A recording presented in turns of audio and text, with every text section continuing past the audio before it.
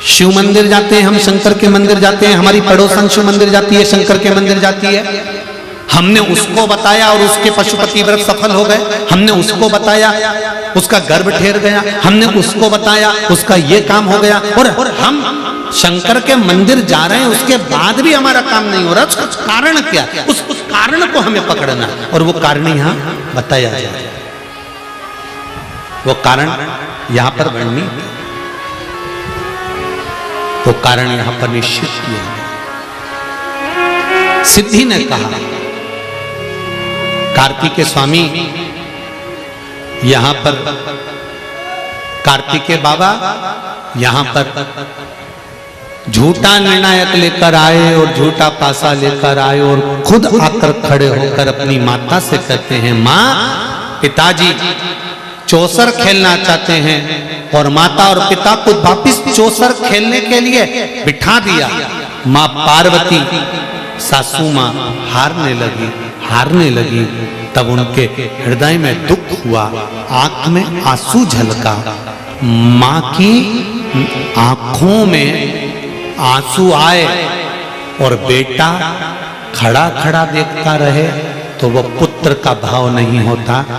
कार्तिकेय भी खड़े थे, गणेश जी भी खड़े थे। गणेश जी ने मां के आंसू पोंछकर पूछा, मां तू रो क्यों रही है?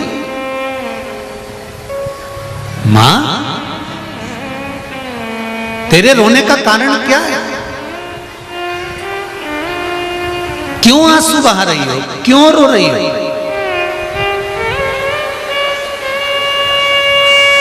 तुम्हारे नेत्रों में रुदन क्यों है मां? ये कारण क्या है जो तुम रो रही हो? किस लिए? मां ने कहा, गणेश पहली बार मैं हार रही हूं। आज तक मैं हारी नहीं, पहली बार हार रही हूं गणेश। समझ में नहीं आ रहा मैं क्यों हार रही हूं। गणेश जी ने अपने चूहे को भेजा, पता करो कि मेरी मां क्यों हार रही है। चूहे ने जाकर पता करा, अगर हमारी हार हुई है, अगर हम जीत नहीं पाए तो हमें क्रोध नहीं करना है, हमें रोना नहीं है, हमें किसी पर ब्लेम नहीं करना है। हमें ये पता लगाना है कि हार का कारण क्या है। हार का कारण कोई दूसरा नहीं होगा, हार का कारण अपन खुद भी हो सकते, अपन स्वयं। मैं हार क्यों रही हूं, जरा पता करो। गणेश जी ने चूहे को भेजा, चूहे ने जाकर मालूम करा कि जो पासा पटका जा रहा है वो पासा अपने आप पलट जाता है। वो पासा कोई दूसरा नहीं, भगवान विष्णु है, भगवान नारायण है। निर्णय देने वाला लंकाधिपति रावण है, इनको लेकर आने वाला षडानंद कार्तिकेय है। पार्वती मैया को क्रोध आ गया, पार्वती माता ने श्राप दे दिया, एक कार्तिकेय तुम मेरा पुत्र होकर मेरी गोदी में खेलने के बाद भी तुम मेरा नहीं हो सका। मैं तुझे श्राप देती हूं कार्तिकेय कि कहीं तेरी पूजन,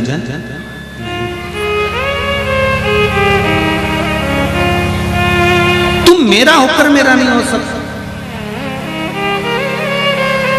बहुत ध्यान देना महाराज, जिस घर में माँ बाप की इज्जत नहीं होती, उस घर में देखना कभी बरकत नहीं होती।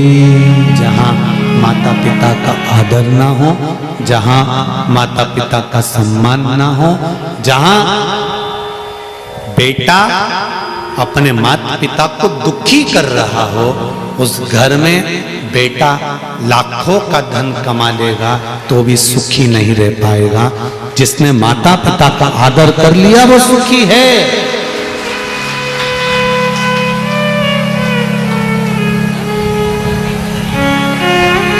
जिसने माता पिता का आदर करा, सम्मान करा, संसार सागर में वो सुखी हो गया।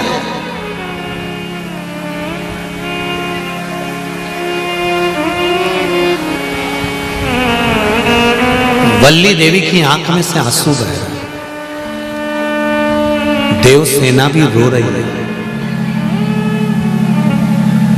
देवसेना की भी आंख में आंसू हैं और वल्ली देवी की भी आंख में आंसू हैं। क्या हमारे स्वामी ने माता पार्वती के साथ झूठ बोला? हाँ, इसलिए माता पार्वती का श्राप लगा।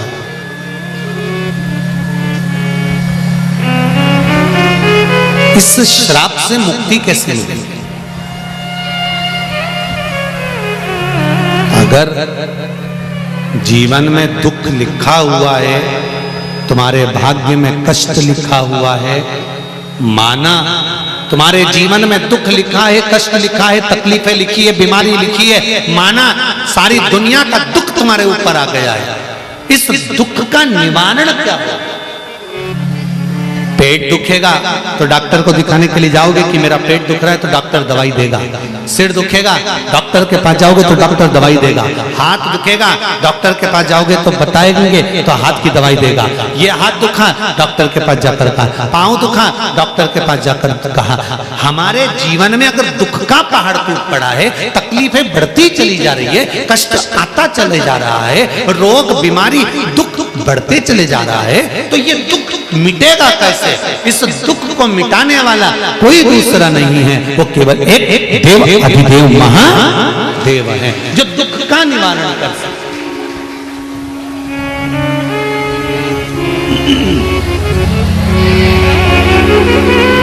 जो दुख का निवारण कर सकता।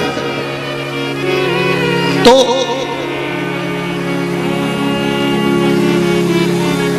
हम क्या करें?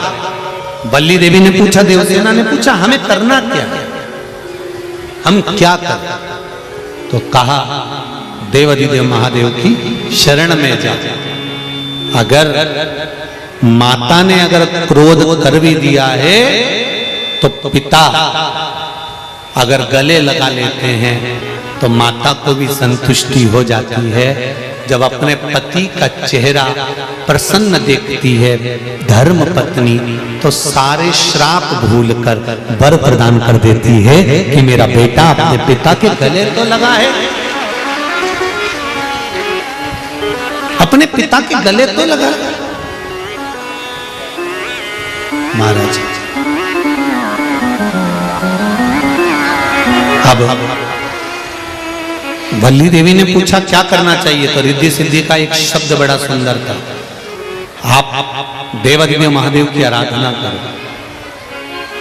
देवाधिदेव महादेव की आप आराधना करो, भगवान शंकर की आप आराधना करो, शिव की आराधना करो, बाबा देव आदिदेव महादेव के चरणों में जाकर विराजमान हो, शंकर भगवान की आराधना में लीन हो। शंकर की आराधना के लिए देवसेना और वल्ली देवी दोनों चली, दोनों जा। इनको भान नहीं था कि सावन का महीना है, सावन का महीना था।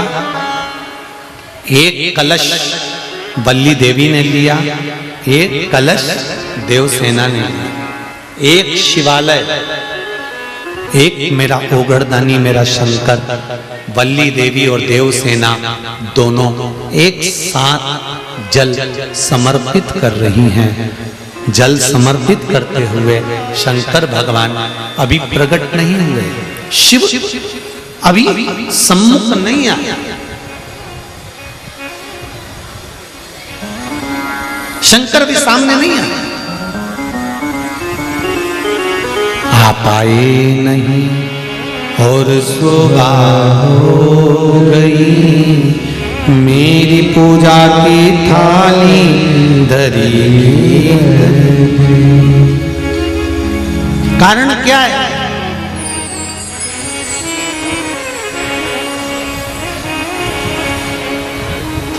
अगर स्तुति करिए, आराधना करिए, शंकर का भजन कराए, शंकर का स्मरण कराए, शंकर भगवान पर एक लोटा जल समर्पित कराए, तो कितना बड़ा भी दुख से दुख होगा।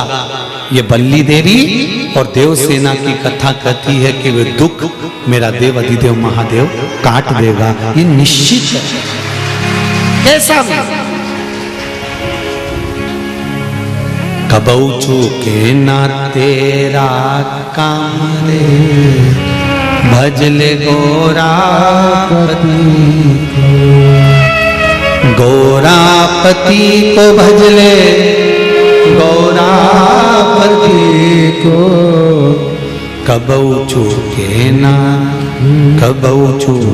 ना तेरा काम रे, भजले गोरापति को।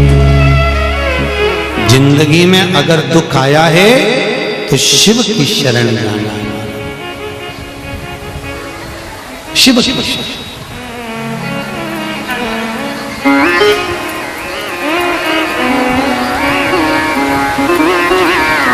माना हम पापी हैं, छल छित्र कपट निंदा बेईमानी प्रपंच इस मनुष्य के शरीर में हर पल हर घड़ी हर क्षण है।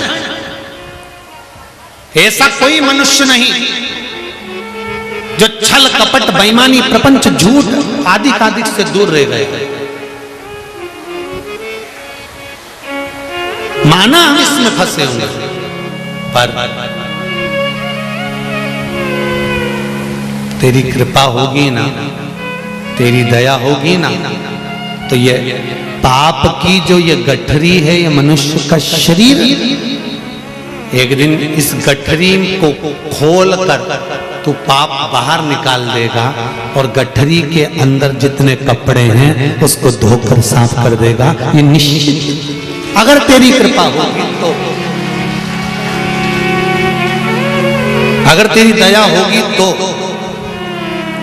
बल्ली देवी और देवसेना ने जल चढ़ाना प्रारंभ करा, शंकर भगवान का स्मरण करना प्रारंभ करा। उनको नहीं मालूम था सावन का महीना, बल्ली देवी जाते जाते कोई पत्तियां तोड़कर लेकर आ जाती थी।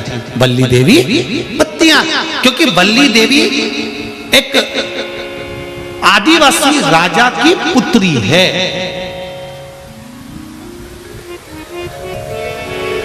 आदिवासी राजा की पुत्री, उसको भान नहीं है कि बेलपत्र कौन सी।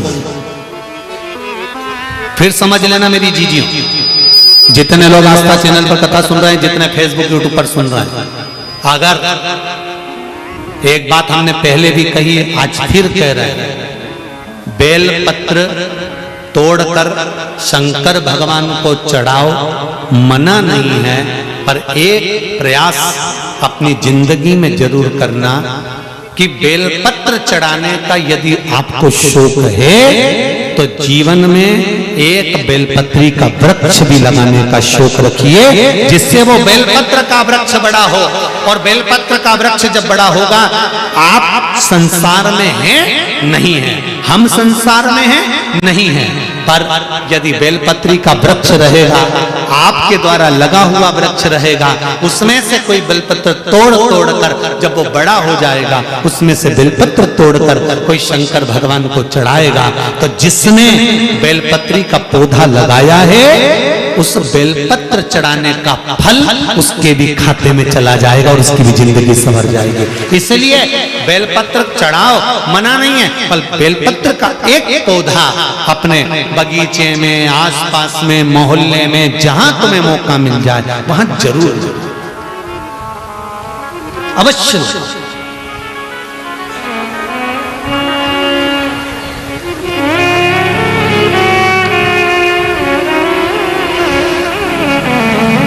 शिव को समर्पित करें अवश्य। भगवान शंकर को बेलपत्र का, तो बल्ली देवी को नहीं मालूम था कि बेलपत्र का पौधा कौन सा होता है। बल्ली देवी को नहीं मालूम था कि बेलपत्र कैसा होता है।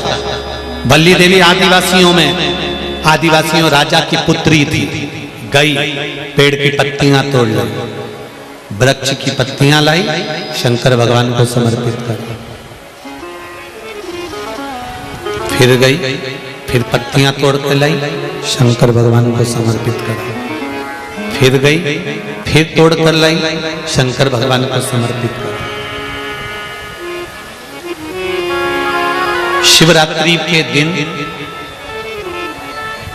जो बड़ी शिवरात्रि होती है, माघ महीने के अंतर्गत जो आती है, ध्यान है आप लोगों को? उस शिवरात्रि के दिन सबसे ज्यादा जरूरी क्या होता है चढ़ाना? एक बेर। क्या जरूरी है? क्या बोलते हो? बेर की बोर, जो भी बोलते हो, जिसमें गुठली होती है और अपन लोग बोर खाते हैं, बेर खाते हैं। मात्र एक बोर, एक बेर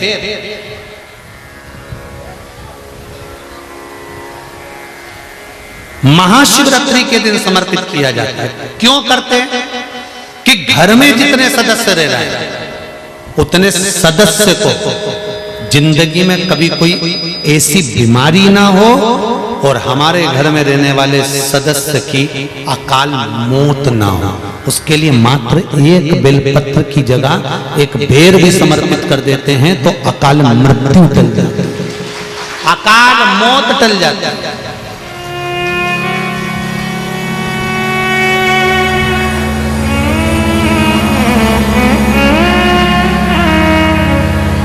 बारह महीने शिवरात्रि आती है, जिसको 12 मासिक शिवरात्रि कहते हैं।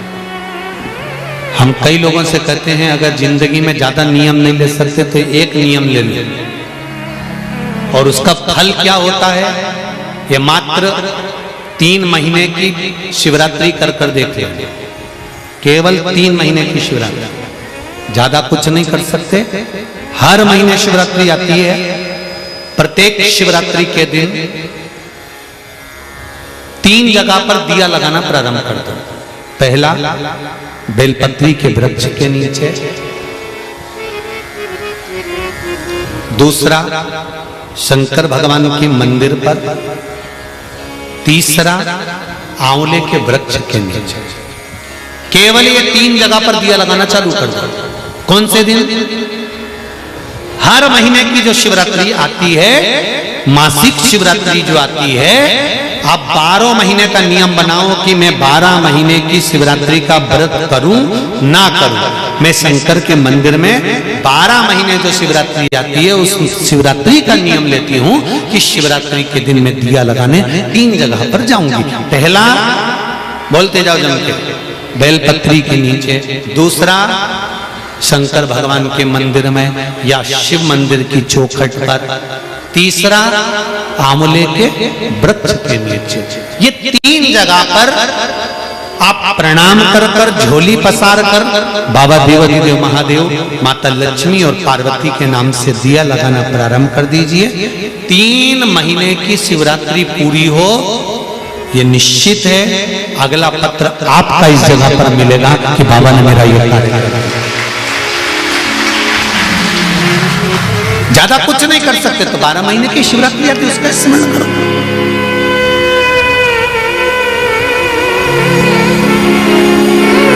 बल्ली देवी बेलपत्र को नहीं जानती थी। बल्ली देवी ने एक नियम बनाया कि चलते हुए रास्ते में जो पत्ते मिल जाएंगे मैं वो भगवान शंकर को समर्पित कर दूंगी। देवसेना ने कई बार कहा, देवसेना बार बार कहती थी, क्योंकि देवसेना देवताओं के घर की पुत्री।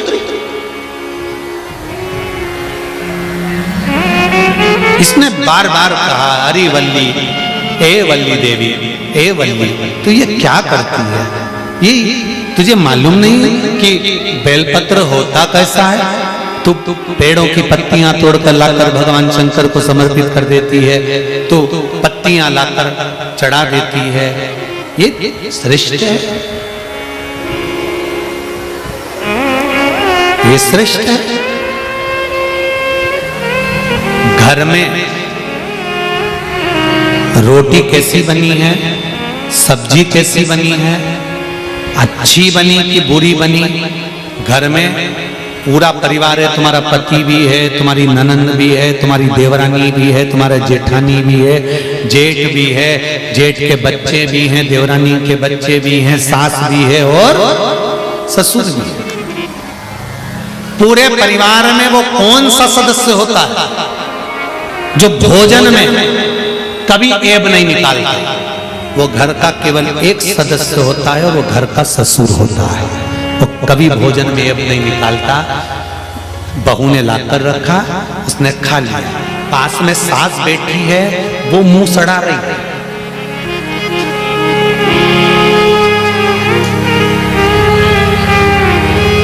बोलो सही है कि गलत है? सास बैठी है, वो मुंह सड़ा रही है। थोड़ा नमक तो डाल देना था। रत्ती भर की अक्ल नहीं है।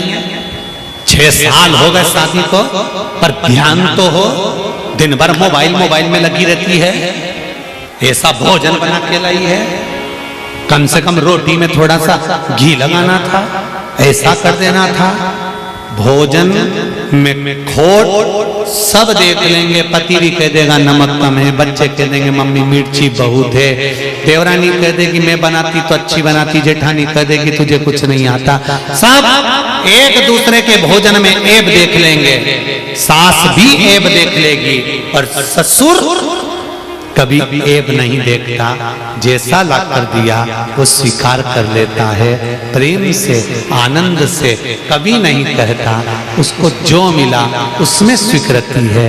उसी तरह मेरा देव अधिदेव महादेव है, उसको तुमने किसी वृक्ष की पत्तियां भी लाकर चढ़ा दी, कुछ सामान भी लाकर दे दिया, तुम्हारा दिल करा, तुमने जैसा भाव से उसको समर्पित करा, मेरे शंकर ने स्वीकार कर कर आशीर्वाद प्रदान कर दिया कि अब तेरा दुख,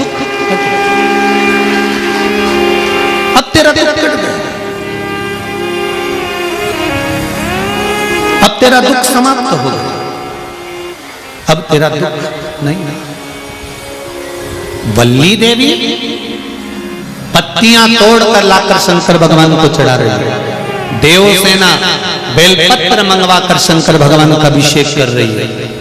नित्य प्रति शिव की आराधना कर रहे हैं दोनों। शंकर भगवान प्रकट हो गए। प्रकट होते से ही मेरे भोलेनाथ ने पूछ लिया क्या बात है, क्या चाहिए, क्यों मेरी आराधना कर रही हो, क्या चाहिए, क्या चाहिए? कबऊ चूके ना तेरा काम रे, भजले गोरा पति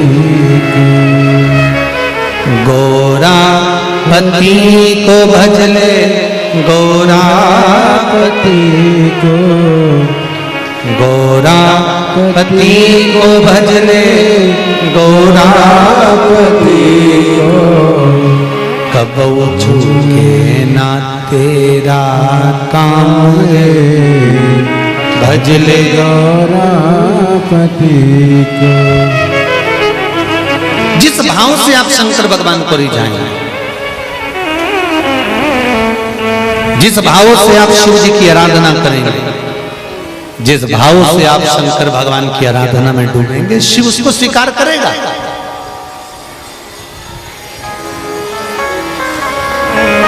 शंकर भगवान उसको स्वीकार करेगा।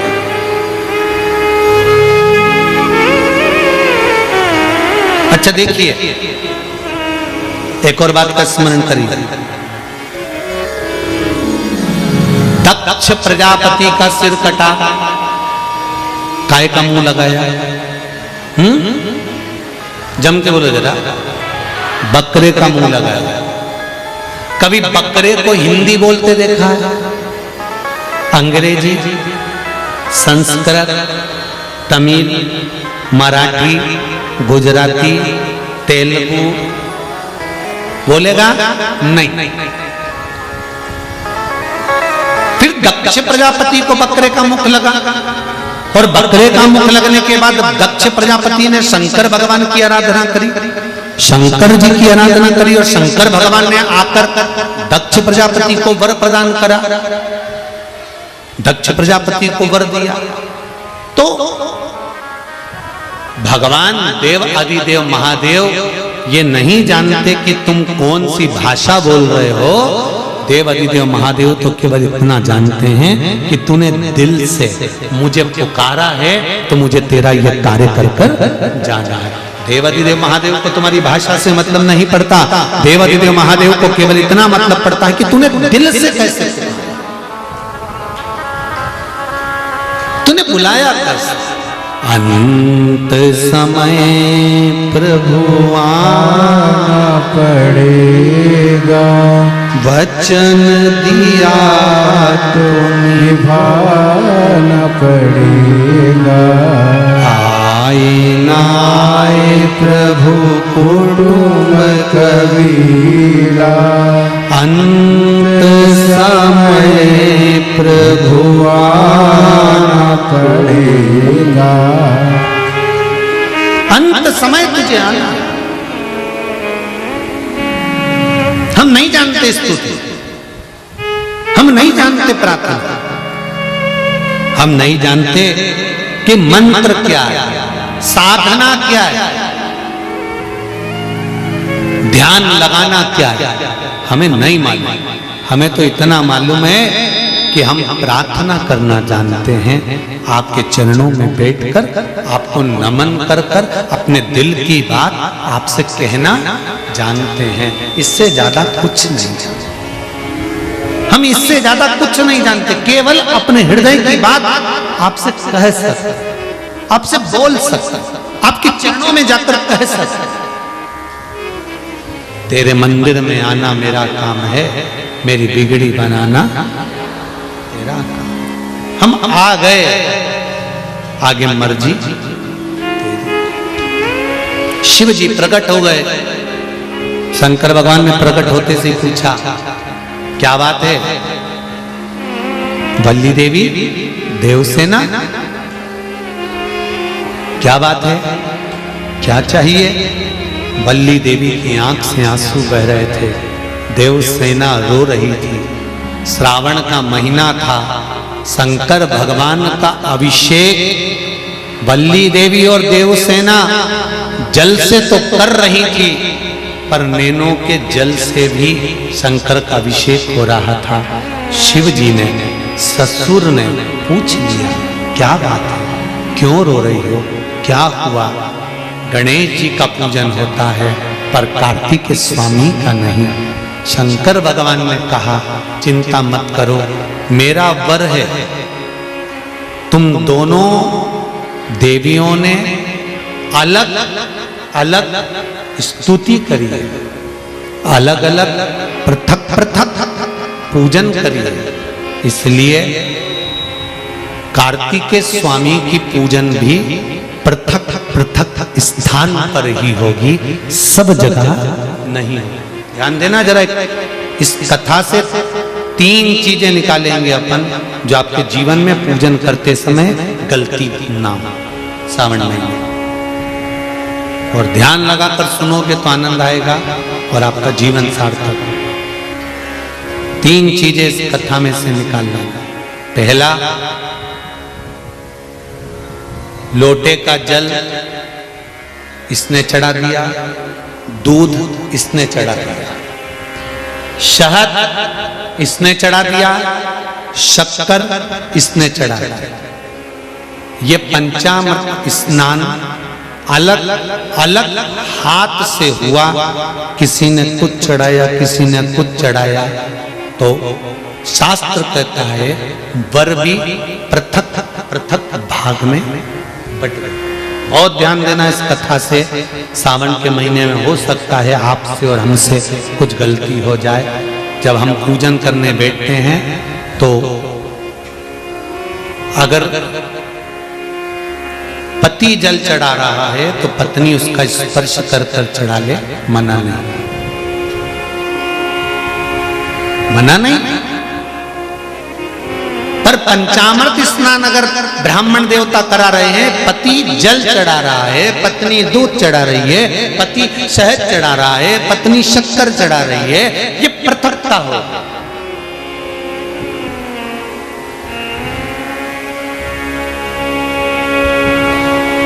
या तो दोनों को जल चढ़ाना, दोनों को दूध चढ़ाना, दोनों को शक्कर चढ़ाना, दोनों को। कितनी सुंदर बात है पशुपति व्रत की कि प्रसाद जो शंकर भगवान के मंदिर में एक हिस्सा लेकर आते हो, उस हिस्से को भी पृथक नहीं करा जाता। उस हिस्से को भी जिसने पशुपति व्रत करा है, एक हिस्से का प्रसाद उसी को खाना है, यहां तक है कि दूसरे को नहीं देना। शंकर भगवान के मंदिर में, शिव जी के मंदिर में नारियल तक नहीं फोड़ा जाता। क्यों? वो पृथक हो जाएगा। खंडित बेलपत्र समर्पित नहीं करी जाती, वो पृथक हो जाएगी। शंकर भगवान को धतूरा चढ़ाया जाता है, पूर्ण चढ़ाया जाता है। चावल का दाना चढ़ाया जाता है, पूर्ण चढ़ाया जाता है। एक बेलपत्र चढ़ाई जाती है, वो पूर्ण चढ़ाई जाती है। पृथकता ना रखें। अगर बल्ली देवी और देवसेना दोनों अगर जल चढ़ा रही थी तो दोनों हाथ में जल के पात्र होते और दोनों चढ़ाती। पर एक जल ये चढ़ा रही थी तो एक जल का पात्र ये चढ़ा रही थी। उसने कहा कांवड़ की यात्रा है, एक डंडे में एक लोटा बांध, एक तुम लेकर चलो, एक हम लेकर चले। नहीं नहीं नहीं, जल ले जाओ, मंदिर तक भी ले जाओ, पर चढ़ाते समय अगर तुम चढ़ा रही हो तो जल के दोनों पात्र तुम्हारे हाथ में होना चाहिए, दूसरा नहीं। जल की पृथकता नहीं, पृथक भाव। फिर ध्यान दो दूसरी बात, शंकर भगवान के मंदिर में जाओ, शिव की स्तुति में जाओ, पति और पत्नी दोनों विचार कर कर जाएं। सुनो जी, मैंने पशुपति व्रत करा, आपकी नौकरी के लिए करा। सुनो, मैं शंकर के मंदिर में आपकी नौकरी मांगने जा रही हूं।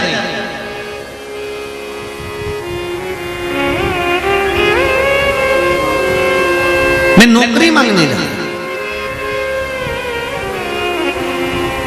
अब शिव मंदिर में आप गए, व्रत करा था, पति को भी साथ ले गए, दोनों ने प्रणाम करा। शंकर भगवान प्रसन्न हो गए। सबसे पहले शंकर भगवान ने पति से कहा, तू मांग ले, पहले तुझे क्या चाहिए, क्योंकि तेरी पत्नी का व्रत है, उसको बाद में दूंगा। उसने व्रत करा, थोड़ी तप साधना और कर लेंगे, तू मांग ले। पति ने कहा, मुझे वर दे दो, मेरी एक मकान और एक प्लाट उलझा पड़ा है, वो सुलझ जाए।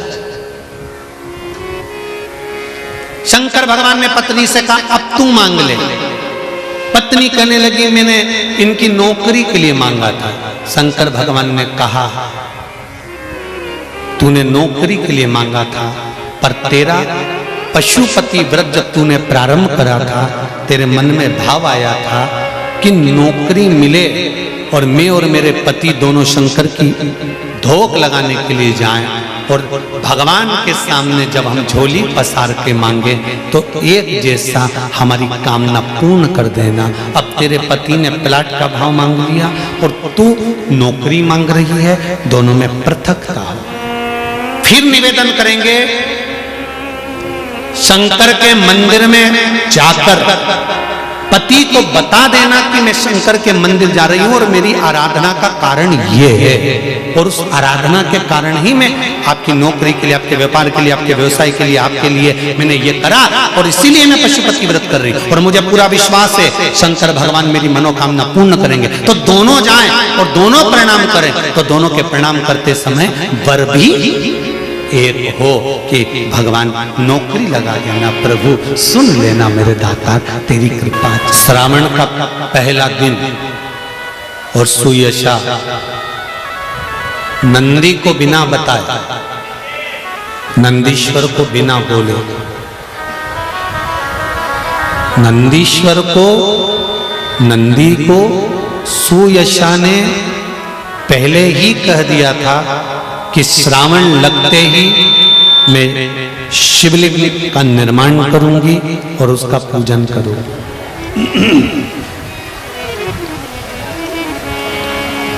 शिवलिंग का निर्माण करूंगी और मैं शंकर भगवान का पूजन करूंगी। ये सुयशा ने नंदीश्वर को बोल दिया। शंकर के मंदिर जाने से पहले, शंकर भगवान का स्मरण करने से पहले, शंकर भगवान का पूजन अभिषेक करने से पहले ये हमारा फर्ज है कि हम घर के बड़ों को पति को, पत्नी को, माता पिता को ये बात कह दें कि कल से श्रावण का महीना लग रहा है, मैं व्रत करूंगी, पूजन करूंगी, या मैं शंकर जी के मंदिर जाऊंगी, या मैं शंकर भगवान का स्मरण करूंगी, या मैं बेलपत्र समर्पित करूंगी, या मैं शंकर भगवान को दिया लगाने जाऊंगी, या अनुमोदन करने जाऊंगी। ये अपने हृदय से, अपने चित्त से, अपने मन से आप कहते हैं। शंकर भगवान की पूजन छुपाकर कभी नहीं करेंगे। कोई गलत काम करने थोड़ी ना जा रहा है। कहां जा रहे हैं? एक जैसे ये अशोक गिरी जी गोस्वामी कोलार रोड वाले, भोपाल वालों ने कहा ना कि शंकर को मैंने पिता मान लिया है और मैं उनका पुत्र हूं। आता हूं, वो कुछ ना कुछ मुझे देकर भेज देता है। पहले भी कहा था, पिता की गोद में बैठोगे खाली नहीं उठोगे, या तो वो जेब का पेन दे देता है, या 5 रुपए निकाल कर बाप अपने बच्चे को, पोते को देकर भेजता।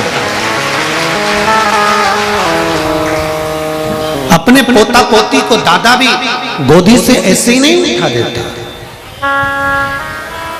अपनी गोदी से माता पिता भी बच्चे को ऐसे ही नहीं उठा देते, कुछ ना कुछ देकर भेज देते।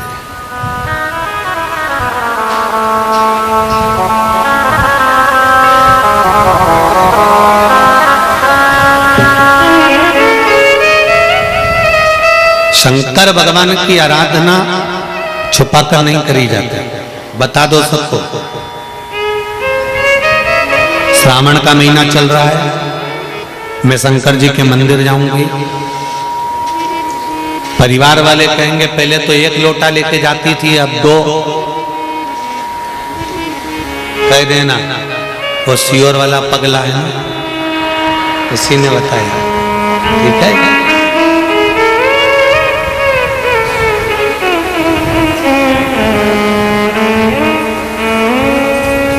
क्या होगा 2 लोटे से? तो उसको कह देना दिन में ड्यूटी करो और रात की भी ड्यूटी करो, तनख्वाह डबल मिलती कि नहीं मिलती? अरे बोलो तो जम के, मिलती है ना। कभी कभी शरीर में कोई ऐसा रोग आ जाता है जिस रोग को मिटाने के लिए डॉक्टर भी 2-3 तरह की गोली दे देता है। तो मरीज पूछता है क्या ये 2-3 गोली रोज खाना पड़ेगी? डॉक्टर कह देता है 5-7 दिन खा लो, महीने भर खा लो, इसके बाद में तो 1 गोली पे लाके छोड़ दूंगा, और वो 1 गोली रोज खाते रहना तो कभी बीपी शुगर ऊंचा नीचा नहीं होगा। ऐसे ही बोलता है ना, 1 गोली पे लाके छोड़ दूंगा, पर अभी शरीर में रोग ज्यादा है, बीमारी ज्यादा है, कष्ट ज्यादा है, इसलिए गोली तो 2 लेना पड़ेगा। उसी तरह जीवन में दुख ज्यादा है तो श्रावण महीने में लोटा तो 2 लेना ही पड़ेगा।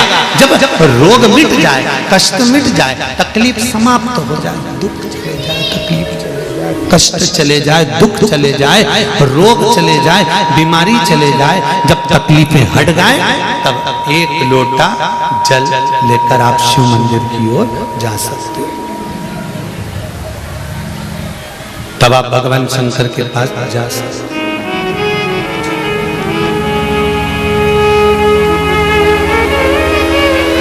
तब आप भगवान देवादिदेव महादेव के चरणों में जा सकते। अभी कितना लेकर जाना है? अरे जम के तो बोलो। पूरे सावन के महीने में कांवड़ जैसा जल, और 2 हाथ में लेकर नहीं जा सकते तो लोटे के ऊपर कलश पर कलश।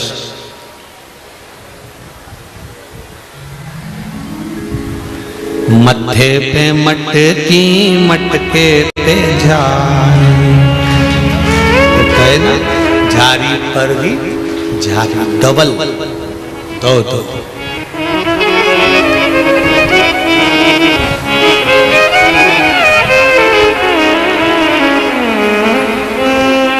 महाराज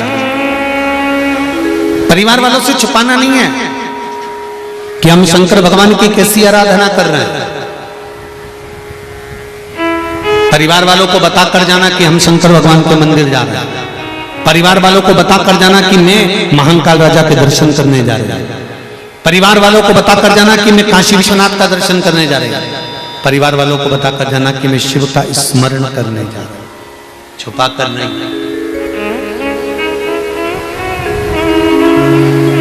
महाराज शिव कथा कर रहा है, शंकर भगवान का स्मरण कर रहा है।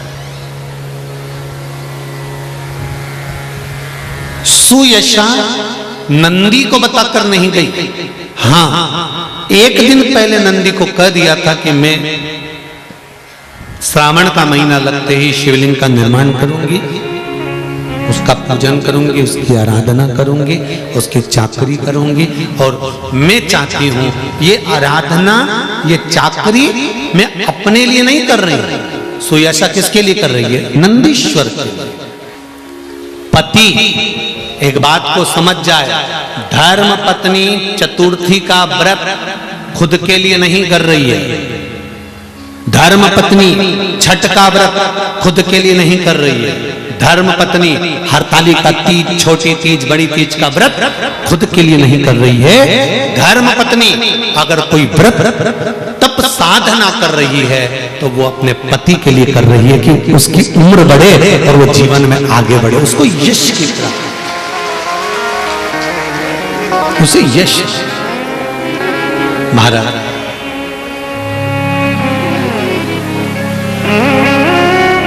श्रावण महीने की आराधना करने में एक नंदी की धर्म पत्नी, क्या नाम था?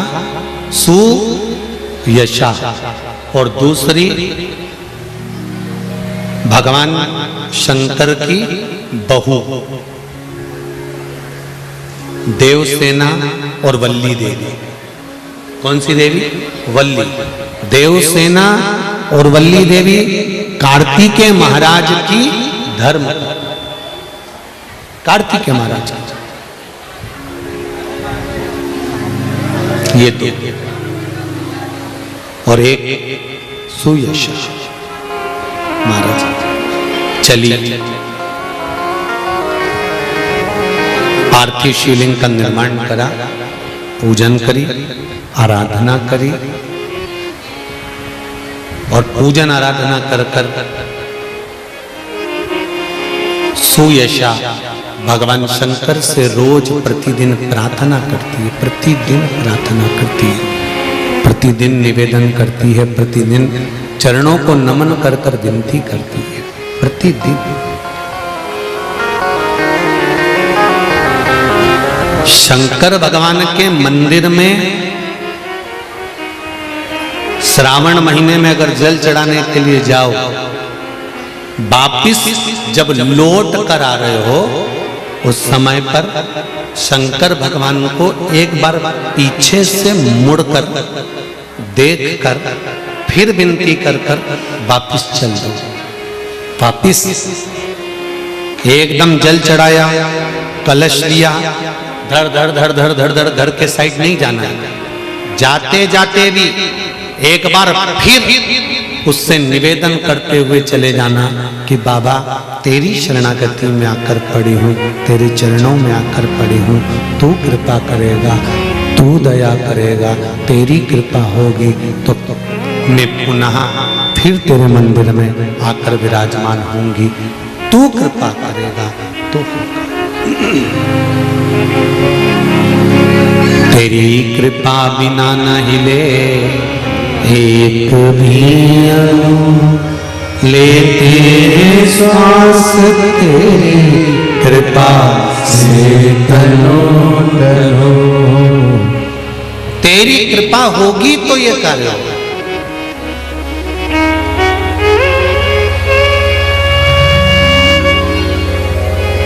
और तेरी कृपा नहीं होगी तो मैं यहां आ भी नहीं सकता।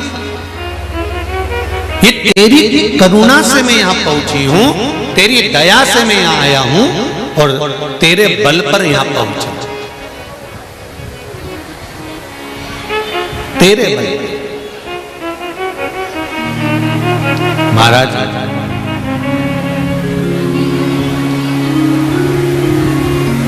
शिवलिंग का निर्माण करा, पूजन करी, आराधना करी। शंकर भगवान सामने आकर प्रकट हो गए, देवाधिदेव महादेव आकर सम्मुख में प्रकट हो गए।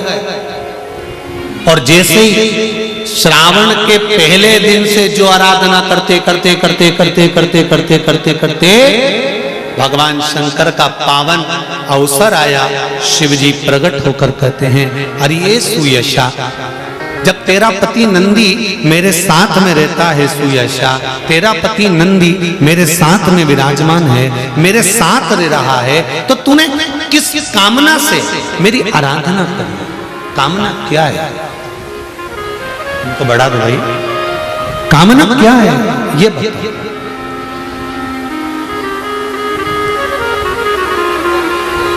तुम किस कामना से, किस कार्य के लिए तुम मेरी आराधना कर रहे हो? सुयशा कहती है, बाबा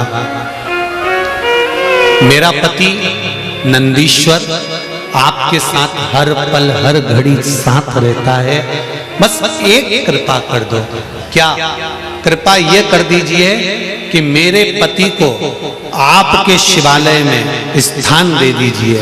शंकर भगवान ने कहा, इतनी सी बात? नंदी मैं तुझे वर देता हूं, जहां शंकर का शिवलिंग होगा उसके सामने नंदी जरूर होगा, ये मेरा वर तुझे बता।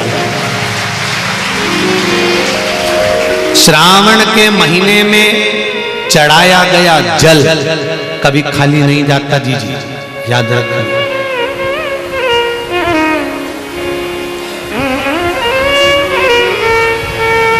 श्रावण के महीने में आप लोग कुबेरेश्वर धाम आए हो, खाली नहीं जाएगा शिव के लिए।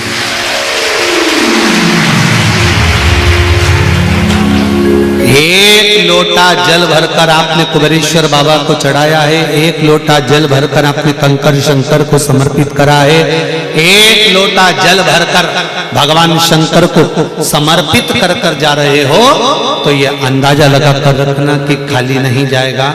इसका नाम कुबेरेश्वर महादेव है। जरा विचार करिए, इतना बड़ा टेंट गिरा, अगर यही टेंट दिन में गिरता तो ना जाने कितनों को ले बैठता, पर तलवार के घाव को उसने सुई पर ले लिया था। वो कहते हैं ना, बड़े घाव को भी थोड़े पर निकाल देता है, वो कुबेरेश्वर महादेव है, वो महाकाल राजा है, कोई साधारण नहीं हो सकता। सहज नहीं है। कहा, सुयशा नंदी को मैं वर देता हूं कि वो मेरे मंदिर में विराजमान होगा, मेरे सम्मुख में विराजमान होगा। और जितने भी लोग शंकर के मंदिर में जाते हैं, मैं उनसे एक निवेदन करना चाहूंगा, जितने लोग शिव के मंदिर में जाते हैं, आस्था चैनल के माध्यम से, फेसबुक यूट्यूब के माध्यम से जितने लोग कथा सुन रहे हैं, उन सबसे निवेदन करना चाहूंगा कि भगवान शंकर के मंदिर में नंदी को देखकर हमें कुछ सीखना चाहिए कि नंदी मंदिर के अंदर है, उसकी दृष्टि, उसके नेत्र शंकर भगवान की ओर है।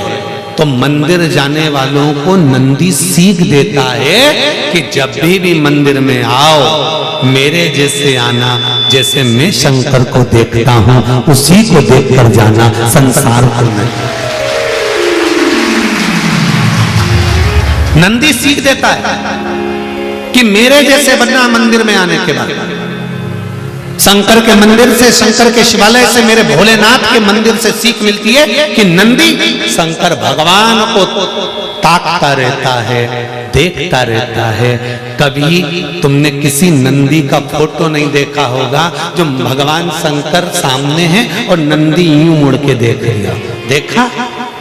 पर तुम जितने नंदी की बहनों बैठी हो ना, और जितने नंदी के भाई लोग बैठे हैं, ये जब जब शंकर के मंदिर जाएं और भगवान के अभिषेक चल रहा है, ये जल चढ़ा रही है, इतने में कोई आवाज लगा देना,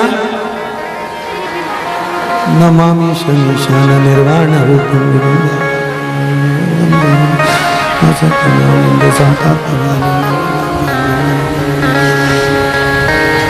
तुरंत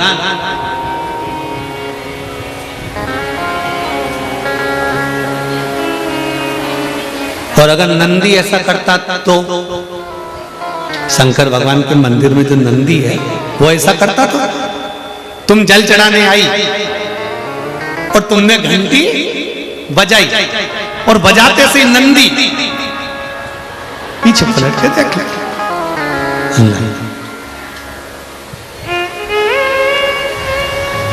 नंदी की एकाग्र चित्ता, नंदी की एकाग्र दृष्टि सिद्ध कर देती है कि महादेव तुमको प्राप्त जरूर होगा, ये निश्चित है। ये नंदी की एकाग्र चित्ता करती है, नंदी की एकाग्र दृष्टि करती है कि शिव मिलेगा, ये निश्चित है। शंकर प्राप्त होंगे, ये निश्चित है। शिव मिलेंगे, ये निश्चित है। शंकर मिलेंगे, ये निश्चित है। प्राप्त होंगे, ये निश्चित है।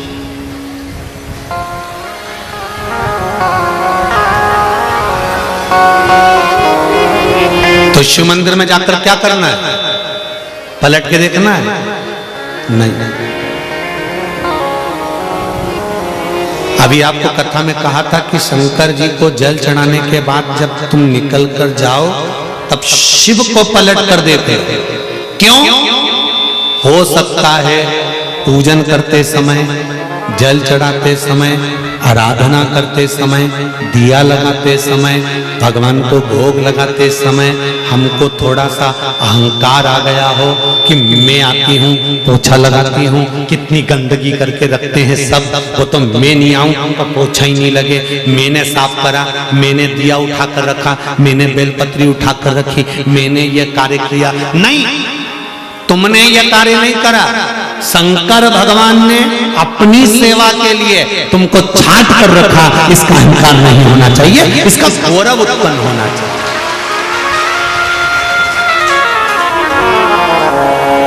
तुमको इसका गौरव उत्पन्न होना चाहिए कि मुझे देवाधिदेव महादेव ने अपनी सेवा के लिए रखा। देवाधिदेव महादेव ने मुझे अपने लिए रखा। अब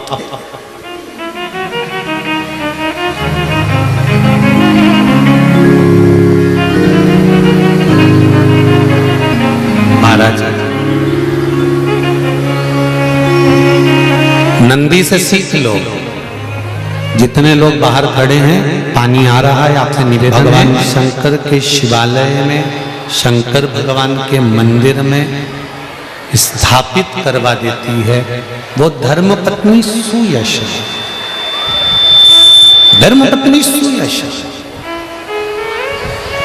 आप में से कितने लोग हैं जो घर में से जल लेकर जाते हैं शंकर भगवान को चढ़ाने? सभी लोग ले जाते हो?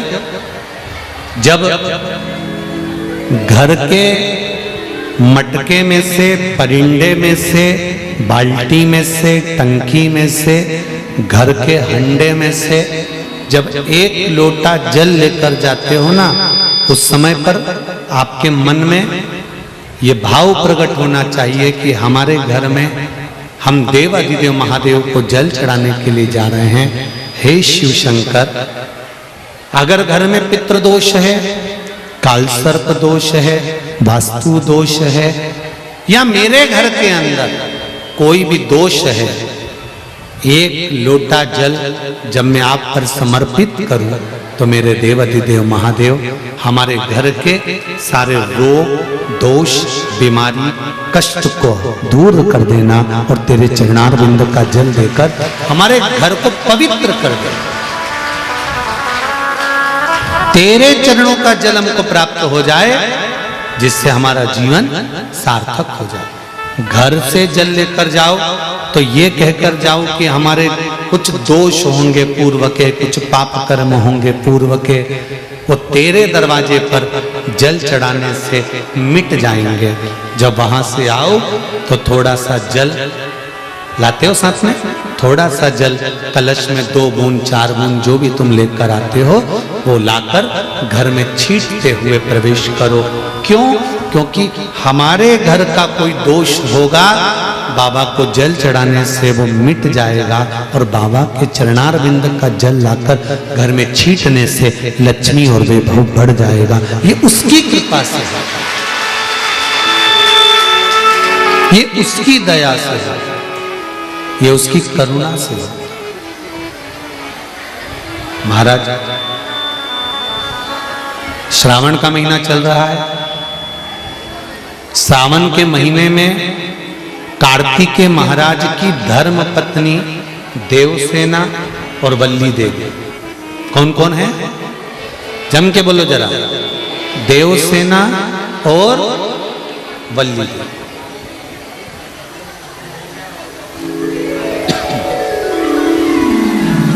देवसेना और वल्ली देवी, ये कार्तिकेय महाराज की दो धर्म पत्नी है। इन्होंने शंकर भगवान की आराधना कब करी थी? तो कहा, जिस समय पर माता पार्वती शंकर भगवान के साथ में चौसर खेलती हैं, और चौसर खेलते समय पर शंकर भगवान हार जाते हैं, नीलकंठ पर जाकर बैठ जाते हैं। नीलकंठ पर से भगवान शंकर कार्तिकेय जी से बात करते हैं। भगवान विष्णु स्वयं पासा बनते हैं, रावण निर्णायक बनता है, और कार्तिकेय के कहने पर वापिस पुनः शंकर भगवान चौसर खेलने के लिए माता पार्वती के साथ बैठ जाते हैं। फिर वापिस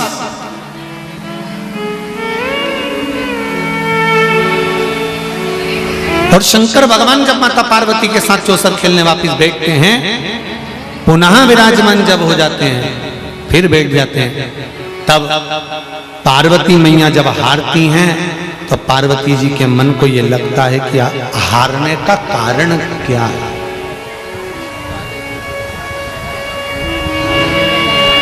आज हमारे भी संपूर्ण मध्य प्रदेश के चुनावों का निर्णय आना है। किसी की हार होगी और किसी की जीत होगी, पर जो जीत गए उनसे निवेदन है, तुम्हारे भीतर यह अहंकार नहीं आना चाहिए कि हमें जीत मिल गई,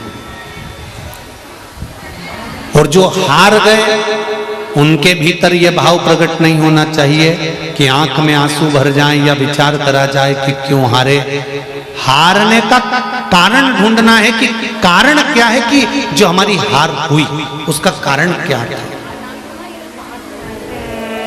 उसका कारण क्या है। अभी पहले कथा में भी कहा, आप आए नहीं और सुबह हो गई, मेरी पूजा धरी रह गई। कारण क्या था, क्यों नहीं आए?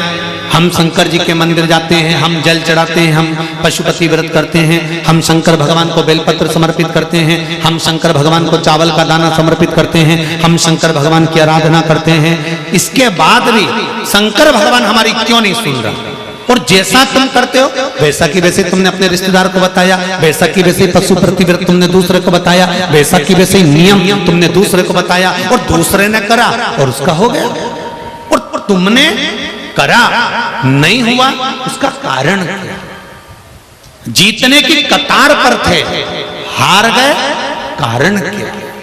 क्या कमी रह गई? क्या हो गया ऐसा? क्यों नहीं जीते? हमको अपने भीतर की कमी को छांटना है, हमको अपने भीतर के कुछ कमियां होंगी उसको सम्मुख में प्रकट करना। अब जरा विचार करना है, पूरे भारत की भूमि पर भगवान शंकर के पुत्र श्री गणेश जी महाराज की पूजन होती है। बोलो सही है कि गलत है? पूरे विश्व में भगवान श्री गणेश जी महाराज की पूजन होती है, पर कहीं तुमने सुना कि कार्तिकेय जी की कहीं पूजन हो रही है? अरे बोलो जम के। हाँ, शंकर भगवान का कहीं परिवार है, शिवलिंग रखा है, पार्वती जी बैठी है, गणेश जी बैठे हैं, कार्तिकेय जी बैठे हैं, तो कार्तिकेय जी की पूजन हो गई। पर वैसे कार्तिकेय जी के पूजन का कहीं वर्णन मिला हो कि कार्तिकेय जी की पूजन यहाँ, हाँ दक्षिण में भले कार्तिकेय जी की पूजन अय्यप्पा स्वामी के नाम से हो जाती है, पर और कहीं तुमने सुना कि मध्य प्रदेश में यहाँ कार्तिकेय जी की पूजन हो रही है, या उत्तराखंड में, या यूपी में कहीं, या गुजरात में कहीं, या हिमाचल, हरियाणा, पंजाब कहीं कार्तिकेय का स्मरण? नहीं नहीं नहीं। क्यों? कमी क्या रह गई थी कार्तिकेय में? क्या कमी थी कार्तिकेय में कि कार्तिकेय बाबा की पूजन होती नहीं कहीं? कारण क्या है? देवसेना और वल्ली देवी, कार्तिकेय जी की दो धर्म पत्नियां, दोनों के मन में ये बात खली। एक बार वल्ली देवी और देवसेना रिद्धि सिद्धि के पास बैठी, गणेश जी महाराज की, जम के बोलो, धर्म। अब वल्ली देवी और देवसेना कार्तिकेय जी की धर्म पत्नी है, रिद्धि और सिद्धि गणेश जी की धर्म पत्नी है, बैठी हुई थी। देवरानी और जेठानी जब एक घर में रहती है ना, तो उनके जो दुख सुख होते हैं ना, वो एक दूसरे के लिए होते हैं। अगर तकलीफ आती है, दूसरा बाद में आता है। पेट दुखेगा, तुम किसी को फोन लगाओगे, मित्र, दोस्त, परिवार वाले बाद में आएंगे। पहले चाहे जेठानी चाहे देवरानी कितनी भी बुरी से बुरी भी होगी, एक ही घर में रह रही होगी, दुख होगा, सबसे पहले उठकर भले खड़ी हो जाएगी, नी दवाई देगी, नी पानी देगी, पर खड़ी तो होगी ना। उतना भी बहुत है, खड़ी हो गई ना बहुत। रिद्धि सिद्धि बैठी हुई है, वल्ली देवी उठकर, वल्ली देवी उठकर आई। देखिए जरा, वल्ली देवी एक आदिवासी राजा की पुत्री है, और देवसेना इंद्र की पुत्री है। वल्ली देवी उठकर आई। वल्ली देवी ने आकर रिद्धि से पूछा, हे रिद्धि, एक बात पूछना है तुमसे, तुम उत्तर दोगी क्या? रिद्धि ने कहा, ऐसी कौन सी बात है जो आज मेरी जेठानी मुझसे पूछ रही है? क्या कारण है ऐसा? क्या बात है ऐसी? पूछो। रिद्धि,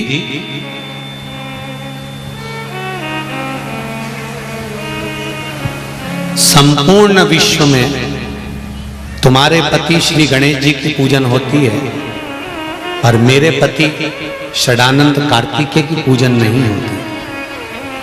उसका कारण क्या है? वल्ली देवी ने जैसे ही प्रश्न खड़ा करा, उसी समय में देवसेना आकर खड़ी हो गई। उसका कारण क्या है? इतने में रिद्धि जवाब देती तो सिद्धि ने आकर कहा, उसका एक कारण है, जिस समय पर हमारे सास ससुर शिव और पार्वती चौसर खेल रहे थे, उस समय पर कार्तिकेय स्वामी झूठी भगवान विष्णु को पासा बनाकर, रावण को निर्णायक बनाकर शंकर भगवान के सम्मुख में और पार्वती जी के सम्मुख में कार्तिकेय बाबा उनको लेकर खड़े हो गए।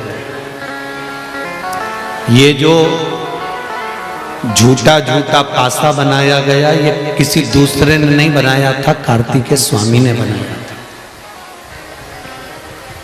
ये झूठा झूठा जो निर्णायक रावण को बनाया गया था, ये किसी दूसरे ने नहीं बनाया था, ये कार्तिकेय स्वामी ने बनाया।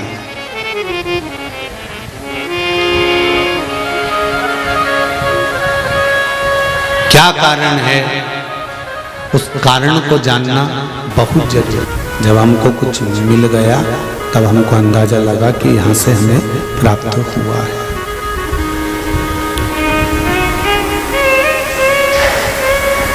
तब तक कोई अंदाजा हम नहीं लगाते। कुबेरेश्वर धाम में आप लोग आए हैं, कोई 2-3 बार आया होगा, कोई 4-5 बार आया होगा, कोई पहली बार आया होगा। यदि आप कुबेरेश्वर धाम में आए हैं और यहाँ विनती कर कर, निवेदन कर कर, बाबा से प्रार्थना कर कर जाएंगे और बाबा आपकी मनोकामना पूर्ण कर देवे, तो 3 महीने में आप वापिस आएंगे। तब तो आपके हृदय में विश्वास जागृत होगा कि हम यहाँ आए थे।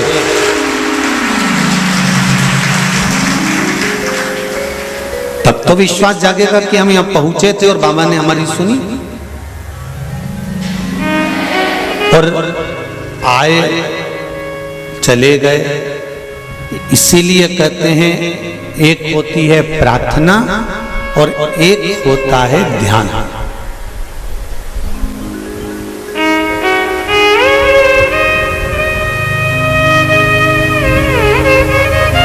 प्रार्थना और ध्यान, इन दोनों में अंतर होता है। प्रार्थना और ध्यान में क्या अंतर है कि प्रार्थना हम भगवान के सामने बैठकर उनसे अपने दिल की बात भगवान से कहते हैं, उसको प्रार्थना का।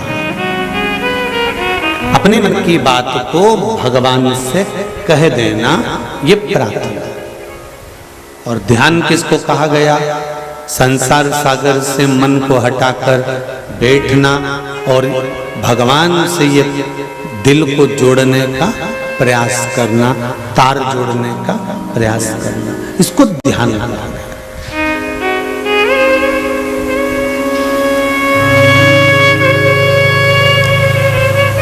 श्री उद्धव जी महाराज ने गोपियों को ये बात कही थी कि तुम गोपियों में कितनी गोपी हैं जो भगवान कृष्ण का ध्यान करती हैं।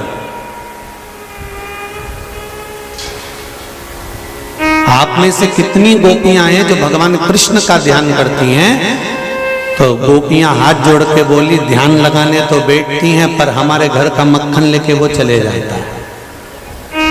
तो ध्यान हम लगाते तो हैं पर हटकर, वो नंद बाबा का छोरा है ना कृष्ण, उसमें चला जाता है। हम बैठते तो हैं, ध्यान लगाने के लिए हम बैठे, नेत्र बंद भी कर लिया, साधना भी कर ली। कई जगह तुमने टीवियों पर भी देखा होगा, लोग ध्यान करने बैठते हैं, माइक पे बोलते रहते हैं, नेत्र बंद करो, कुंडली जागृत करो, भीतर देखिए, अंतर ध्यान करिए, स्मरण करिए, इंद्रियों को अपनी ओर खींचने का प्रयास करिए, परमात्मा के मिलन की ओर जाइए। सब कुछ करा,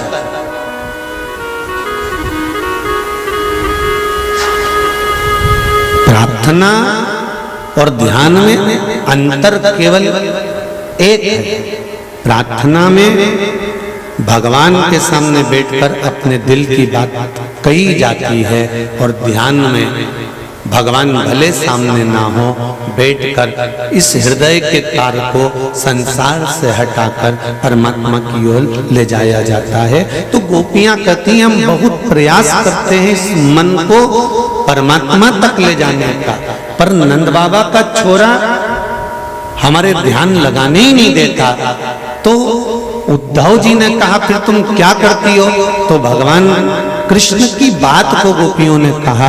गोपियां कहती हैं कि हमारा कृष्ण कहता है, जब तुम्हारा मन ध्यान में ना लगे तो अपने दिल की बात प्रार्थना के रूप में मुझसे कह दिया करो, मैं स्वीकार करूं।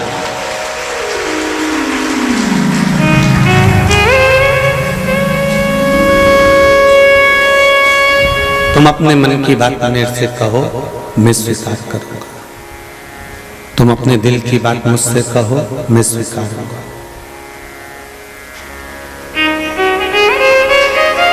हम प्रार्थना के माध्यम से भगवान से अपने दिल की बात ही तो कहते हैं, अपने हृदय की बात ही तो कहते हैं।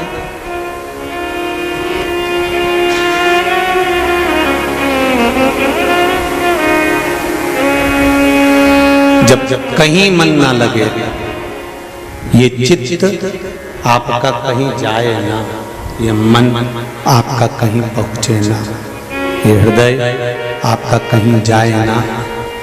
बहुत प्रयास कर लिया आपने भी ध्यान लगाने का, आराधना करने का, जब नहीं लगे तब शिव महापुराण की कथा कहती है, फिर ध्यान मन ना लगे तो हाथ में पकड़ो एक लोटा जल और पहुंच जाओ देवाधिदेव महादेव के पास, और वहां जब जल समर्पित करो तो दिल से उससे प्रार्थना करना, तेरा ही दिया मैंने खाया पिया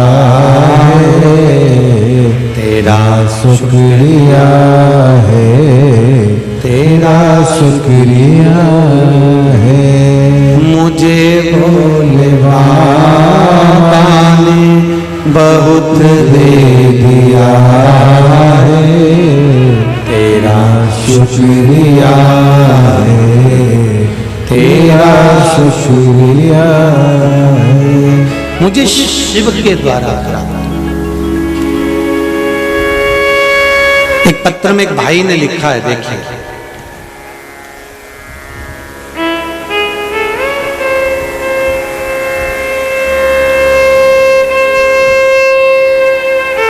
श्री अशोक गिरी गोस्वामी, स्थान कोलार रोड, कहना कुंज, फेस नंबर 2, भोपाल। आप ही ने लिखा, दोनों हाथ हिला दो एक बार। अच्छा, पीछे बैठे हैं क्या? अशोक गिरी जी जहां बैठे हो हाथ हिला दो जरा एक बार, दिख जाओगे।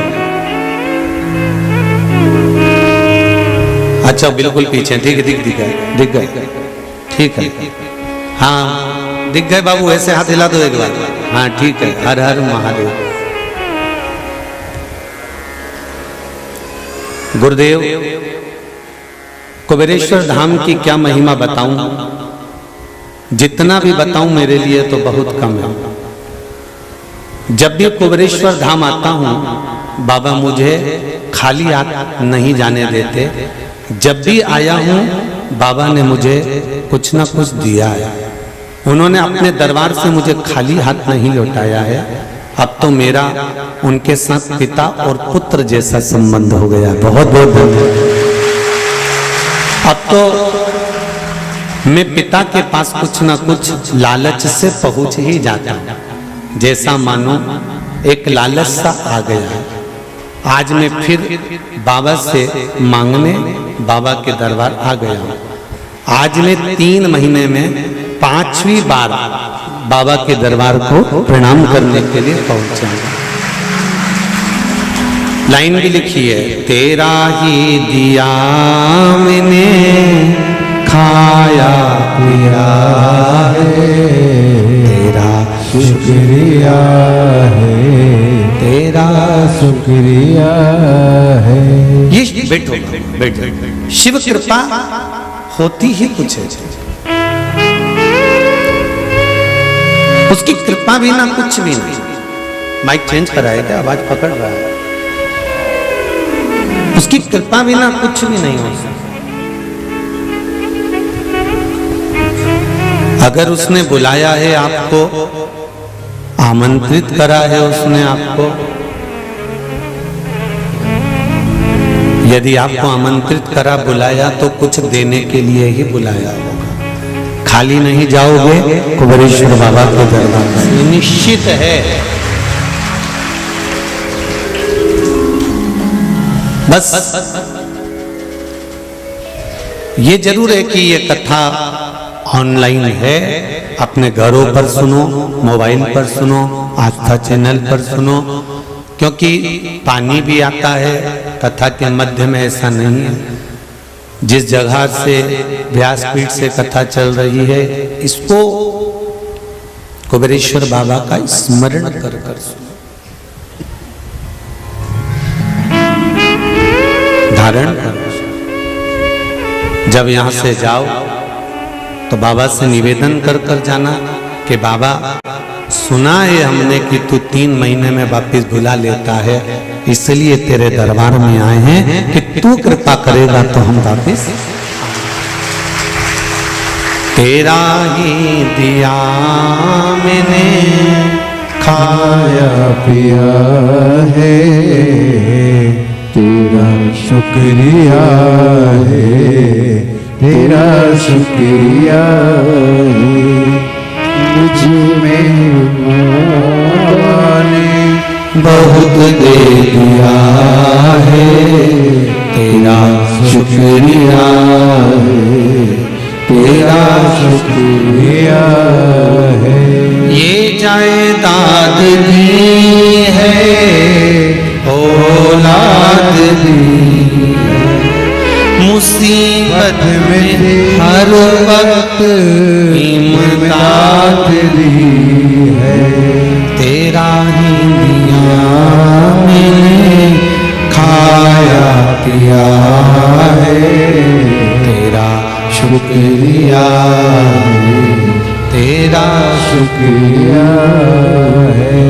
शिव कृपा के बिना कुछ नहीं मिल सकता। संसार सागर में जन्म लिया और जन्म लेने के बाद उसकी भक्ति को धारण नहीं किया तो वो बेकार है, उसका कोई मोल तत्व, उसका कोई महत्व ही नहीं है।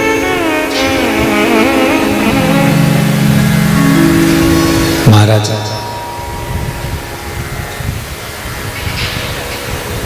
शिव कथा कर रही है,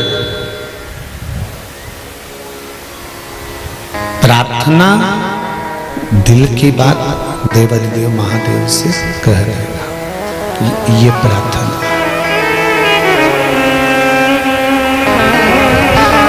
और ध्यान लगाकर बैठ जाना पर परमात्मा से लगन लगी कि नहीं लगी, तार जुड़ा कि नहीं जुड़ा, ये नहीं मालूम। ये हमको ज्ञात नहीं है कि तार जुड़ा कि नहीं जुड़ा, पर प्रार्थना में एक चीज जरूर है कि हम अपने मन से कहकर, अपने दिल के भाव भगवान से कहकर हल्के हो गए।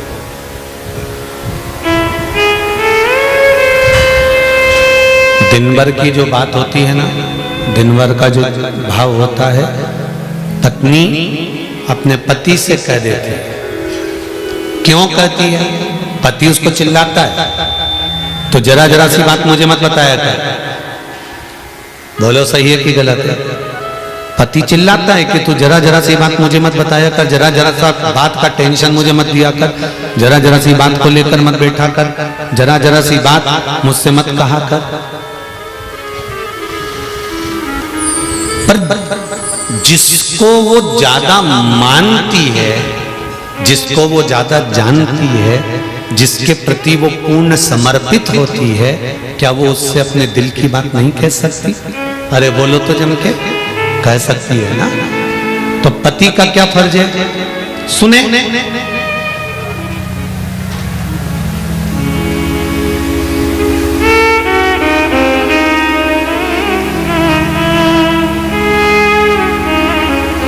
पत्नी पति से दिल की बात कह रही है क्योंकि वो उसको अच्छे से जानती है और अपने हृदय से उसको चाहती है, इसलिए थोड़ी थोड़ी सी बात को भी वो कह देती है, कहने का प्रयास कर देती है। जैसे एक पत्नी का भाव होता है कि वो अपने पति से कह देती है, उसी तरह एक भक्त का भाव होता है, वो अपने भोलेनाथ से दिन भर की बात कही देती है। एक भक्त का भाव।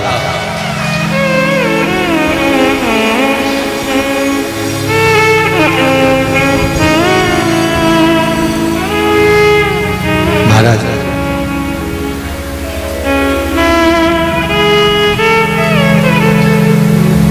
पति सुन लेता है और सुनने के बाद में क्या करता है, जब समय आता है तब सुनी हुई बात का जवाब समय पर देता है। और पत्नी क्या कहती है, तुम तो तुम्हारी मम्मी को कुछ बोलते ही नहीं हो, तुम तुम्हारे भाई को कुछ कहते ही नहीं हो, तुमने तो उसको कुछ कहा ही नहीं। मैंने 3 दिन से तुमको रोज एक बात कह रही हूं, परंतु तुम्हारे मुंह से आवाज तक नहीं निकलती। बोलो सही है कि गलत है? पत्नी पति से कह रही है कि तुम मैं 3 दिन से रो रही हूं, 3 दिन से कह रही हो, 4 दिन से कह रही हो, परंतु तुम मेरी बात को सुनते हो, अनसुना कर देते हो। तुम मेरी बात को सुनकर अनसुना कर देते हो, तुम मेरी बात का जवाब ही नहीं देते हो, तुम मेरी बात सुनते ही नहीं हो। पति रोज सुनता है पर जवाब रोज नहीं देता। जवाब कब देता है? जब समय आता है। उसी तरह तुम परमात्मा से रोज जाकर प्रार्थना करो, रोज जाकर निवेदन करो, पर परमात्मा भी रोज सुनेगा। पर चौका और छक्का लगाने के लिए एक बैटमैन भी इंतजार करता है, तो शंकर भगवान भी इंतजार करता है कि कब चौका और कब छक्का। रिटर्न नहीं आ रहा है भाई से, कब चौका और कब छक्का लगाना।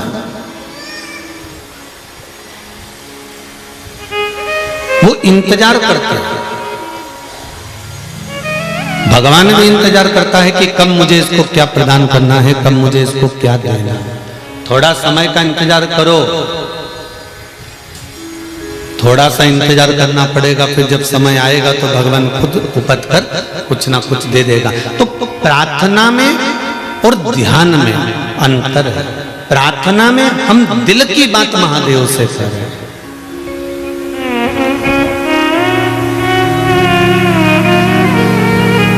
प्रार्थना में हम दिल की बात, हृदय की बात भगवान देवाधिदेव महादेव से कह रहे हैं। और ध्यान में हम लगाने का प्रयास भी कर रहे हैं, तो हो सकता है नहीं लगे। ध्यान नहीं लगा, परमात्मा नहीं मिला, पर प्रार्थना में कहकर छोड़ दिया, प्रार्थना में कहकर दूर हट गए।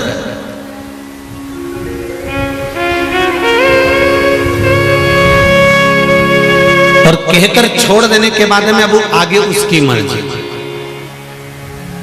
अब सौंप दिया इस जीवन का सब भार तुम्हारे हाथों। ये बंद पड़े। अब सौंप दिया इस जीवन का सब भार तुम्हारे हाथों में, हे हार तुम्हारे हाथों में, और जीत तुम्हारे हाथों में। हम दिल की बात भगवान देवाधिदेव महादेव से कहकर छोड़ देते हैं कि अब तुम्हारी मर्जी, अब तुम करो मत।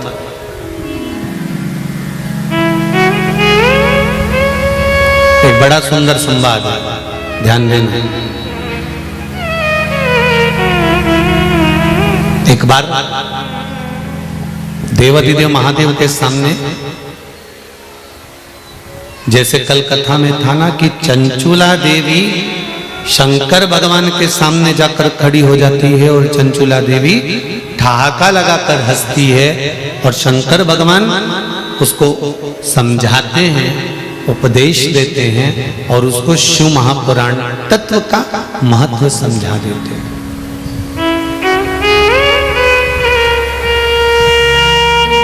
उसी तरह जिस नंदी पर भगवान शंकर बैठकर जाते हैं, उस नंदी की धर्म पत्नी जिसका नाम है सुयशा। नंदी की धर्म पत्नी का नाम क्या है? सुयशा।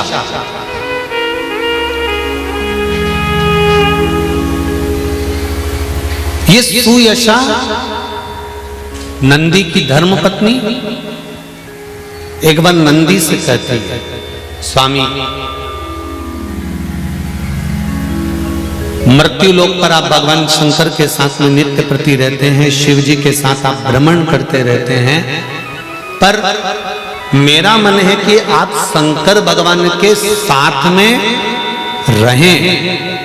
शंकर भगवान का जहां शिवालय रहे उस जगह पर तुम भी विद्यमान रहो, तुम भी विराजमान रहो। मेरा मन है कि मैं आपको देवाधिदेव महादेव के चरणों में देखना चाहती हूं, हर पल हर घड़ी हर क्षण।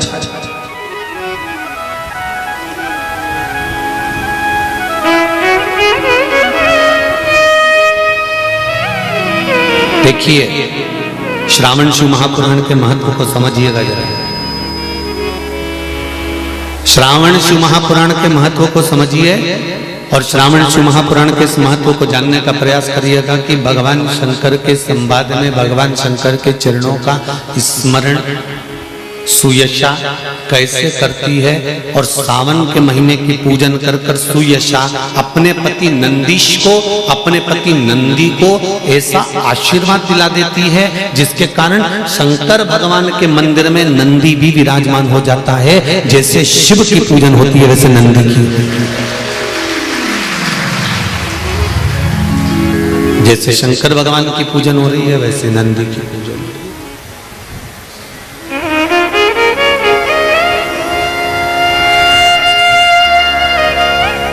भगवान की आरती में एक लाइन आती है, काशी में विश्वनाथ विराजत नंदी ब्रह्मचारी, भोले नंदी ब्रह्मचारी, नित उठ भोग लगावत, नित नित दर्शन पावत, महिमा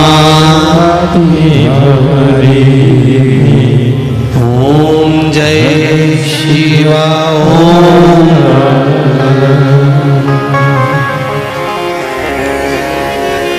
ध्यान दीजिए जरा, कल कथा में कहा था आधा भार पति उठाता है और आधा भार, जम के बोलो, धर्म पत्नी उठाती है।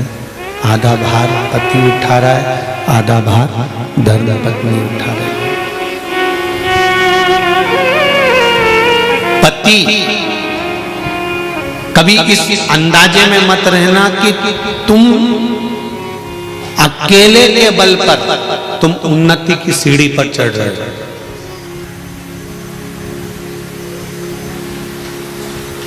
शिव महापुराण की कथा कहती है नारी और पुरुष का आधा शरीर पुरुष का स्त्री का होता है और आधा पुरुष का होता है। उसी तरह स्त्री का भी आधा स्वरूप पुरुष का होता है, आधा स्त्री का होता है, जिसको कहते हैं अर्धनारीश्वर महादेव।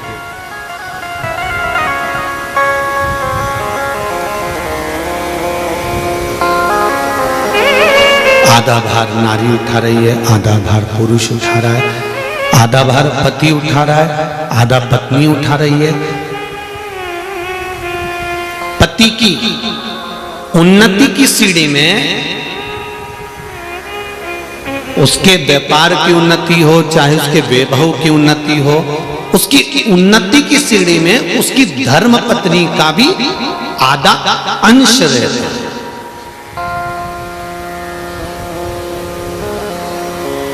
पर व्यक्ति ये भूल जाता है, व्यक्ति को यह भान नहीं हो पाता। एक कथा पहले कही थी, आपको स्मरण होगा, एक नौकर छुट्टी लेकर चले गए, सेठ जी को बताया नहीं और चले गए। 15 दिन तक नौकर नहीं आया तो सेठ जी को लगा कि नौकर की तनख्वाह कम थी इसलिए भाग गया होगा। एक काम करता हूं, मैं तनख्वाह बढ़ा देता हूं। सेठ जी ने उसकी तनख्वाह बढ़ा दी, नौकर आया और काम पर लग गया।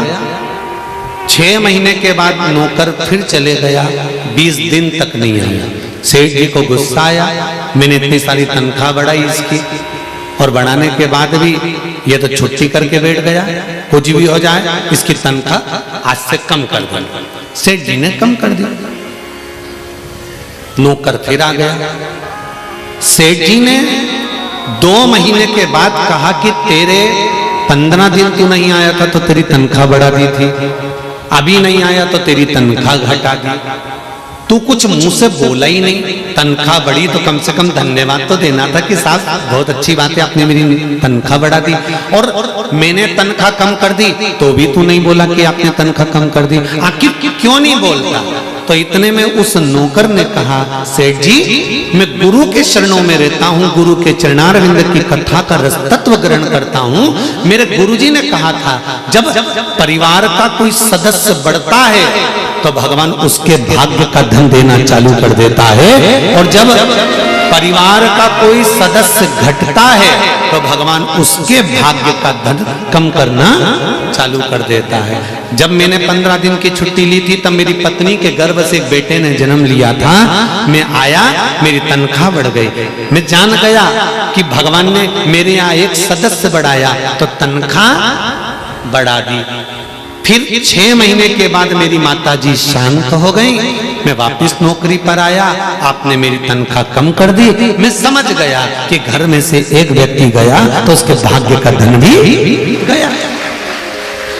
शास्त्र कहता है कि हमारे घर में अगर कोई अतिथि, कोई मेहमान, कोई व्यक्ति आ भी रहा है तो हमें हमारे भाग्य के साथ में उस अतिथि के भाग्य का धन भी प्राप्त हो रहा है, हमें दूसरे के भाग्य का धन भी प्राप्त हो रहा है, मिल रहा है।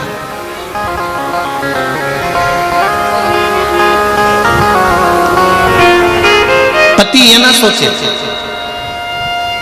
जितने लोग आस्था चैनल पर कथा सुन रहे हैं, जितने लोग फेसबुक और यूट्यूब पर कथा सुन रहे हैं, पत्नियां ये ना सोचिए कि आप अपने भाग्य का लेकर चल रही हो, नहीं, पति के भाग्य का भी आधा आपको मिल रहा है। और पति ये ना सोचे कि सब मेरे भाग्य का है, नहीं, आधा धर्म पत्नी के भाग्य का है। नंदी की धर्म पत्नी सुयशा अपने पति को शंकर के मंदिर में, शिवालय में देखना चाहती है, हर पल, हर घड़ी, हर क्षण।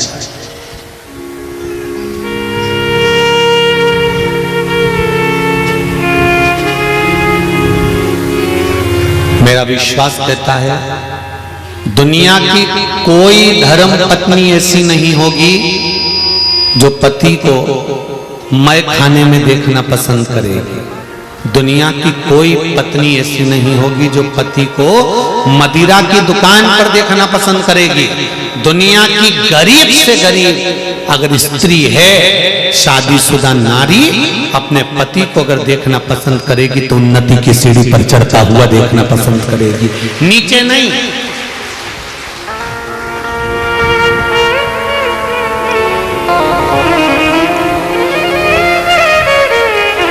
धर्मात्मा धर्म पत्नी पति को सत्संग में, मंदिर में, देवालय में, अनुष्ठान में, पूजन में, पाठ में, यज्ञ में, अनुष्ठानों में बैठा देखकर प्रसन्न होती है। और वो तो कहीं कहीं की ऐसी जगदम्बा होती हैं जिनका पति अगर पूजन करने जाए, मंदिर जाए तो जगदम्बा का मुंह फूल जाता है। तुम्हें जब देखो जब मंदिर, जब देखो जब कथा, जब देखो जब सत्संग, जब देखो जब सीओ, जब देखो जब यहाँ, जब देखो जब उज्जैन, जब देखो जब ओमकारेश्वर, जब देखो जब केदारनाथ। कभी मुझको लेकर गोवा तो गए नहीं। वो तो कहीं कहीं की ऐसी होती है जो पति पर क्रोध करती है और कहती है मुझे ऐसी जगह लेकर जाओ, वैसी जगह लेकर जाओ। नहीं तो एक धर्म को अपनाने वाली, सनातन धर्म से जुड़ी हुई अगर एक नारी, एक स्त्री, एक धर्म पत्नी अगर भगवान से प्रार्थना करती है कि मेरा पति भी धर्म से जुड़ा रहे, सनातन धर्म से जुड़ा रहे, सत्संग करता रहे, भजन कीर्तन करता रहे, सावन के महीने में मैं उनके साथ गाड़ी पर बैठ कर जाऊं, किसी शंकर के शिवालय में जाकर पूजन कर आऊं, मेरा पति मुझे साथ में लेकर भगवान शंकर के मंदिर जाए, मेरा पति मुझे साथ में लेकर कुबेरेश्वर धाम लेकर जाए, मेरा पति मुझे साथ लेकर उज्जैनी महाकाल का दर्शन कराने लेकर लेकर जाए। ये धर्मपत्नी की लालसा होना चाहिए।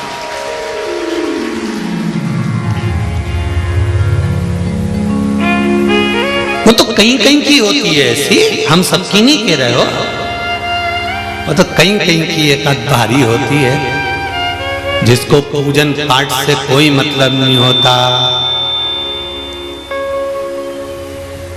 उसको पूजन पाठ से कब मतलब होता है? जब उसके शरीर में कोई भारी रोग हो गया, तब कहेगी अब मैं भगवान के मंदिर जाऊंगी। ये उसी में का हाल है जिसके मुंह में बत्ती सी नहीं होती। चने खाना है तो पहले बत्ती सी फिट करता है, फिर जम के तो बोलो, चने खाता है उसके बाद फिर निकाल के रख देता है।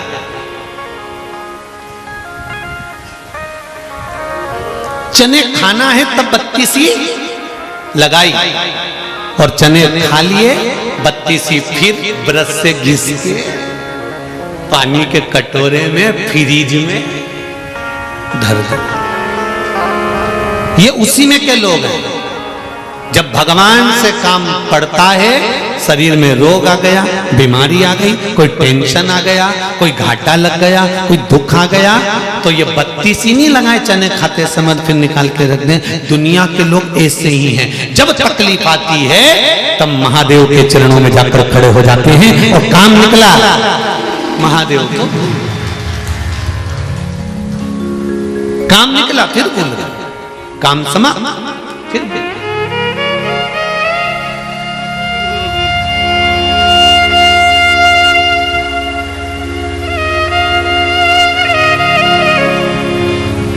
फायदा देखिए, बत्ती सी अगर पूरे समय लगी रहेगी तो पापड़ भी तो खा सकते हो। बत्ती सी पूरे समय लगी रहेगी तो मूंगफली का दाना भी खा सकते हो। और बत्ती सी अगर पूरे समय लगी रहेगी तो काजू और बादाम भी खा सकते हो। बार बार निकालो काहे को कि फ्रिज में रखना पड़े और चना खाने के समय फिर लगाना पड़े। उसी तरह एक बार काम हो गया, काम होने के बाद भगवान को फिर भूल गए, फिर काम हो गया, फिर दुख आया, फिर पहुंच गए। उससे अच्छा है सारी समस्या का हल एक लोटा जल। प्रतिदिन हम लगा कर रखे बत्ती सी, प्रतिदिन जाते रहे देवती देव महादेव के प्रतिदिन मन से। मेरे कुबेरेश्वर बाबा को, मेरे महाकाल बाबा को, मेरे विश्वनाथ को कहो तो 3 महीने में आपका कार्य जब हो जाएगा आप स्वयं यहाँ पर चलकर आ। ये शिव है। शंकर भगवान को पाने के लिए बैकुंठ नहीं जाना है। आप में से अगर कोई जाना चाहता है बैकुंठ तो जा सकता है। हमारी तरफ से आप लोगों को छुट्टी है। तुम्हारा मन करे नहीं कि मैं तो बैकुंठ जाऊंगी तो जा, मना नहीं है। सूरदास जी ने एक पद लिखा है, कहा करो बैकुंठ के जाए, कहा करो बैकुंठ। सूरदास जी लिखते हैं कि बैकुंठ जाकर मुझे क्या करना, जहां गौ में नहीं, गोवर्धन नहीं, वहां बैकुंठ में मैं क्या करूंगा। जितने लोग कथा सुन रहे हैं, भले आस्था पर सुनो, चाहे फेसबुक यूट्यूब पर सुनो, चाहे यहाँ बैठ के सुनो, आप लोगों की छुट्टी, आप जा सकते हो बैकुंठ, तो मर्जी पड़े जब चले जाना।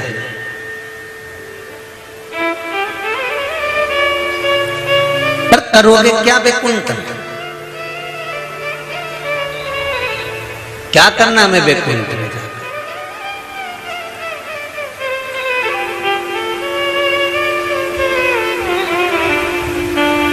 चंचुला देवी से देवादिदेव महादेव ने, जब शिव महापुराण की कथा चंचुला देवी ने पूरी सुन ली और उसका पति प्रेत योनि से छूट गया, बिंदुक प्रेत योनि से छूटा। चंचुला देवी ने कथा सुनी और बिंदुक प्रेत योनि से छूट गया। दोनों पति पत्नी सामने खड़े हो गए।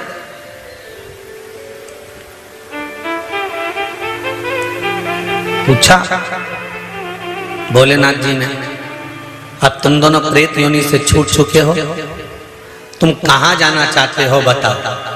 तो चंचुला देवी ने बिंदु का हाथ पकड़कर कहा, हमें ना तो बैकुंठ जाना है, हमें ना ब्रह्मलोक जाना है, हमें ना इंद्र लोक जाना है। चंचुला देवी कहती है, इसी मृत्यु लोक में जो कैलाश बसा है, इस कैलाश पर बैठकर हमें शंकर का गुणगान गाना है और कहीं नहीं।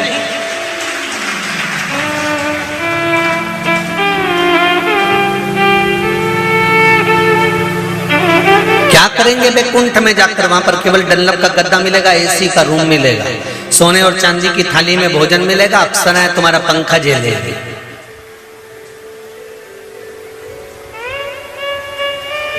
होटल में बहुत दिन तक अच्छा नहीं लगता, घर ही अच्छा लगता है। बोलो सत्य है कि गलत है?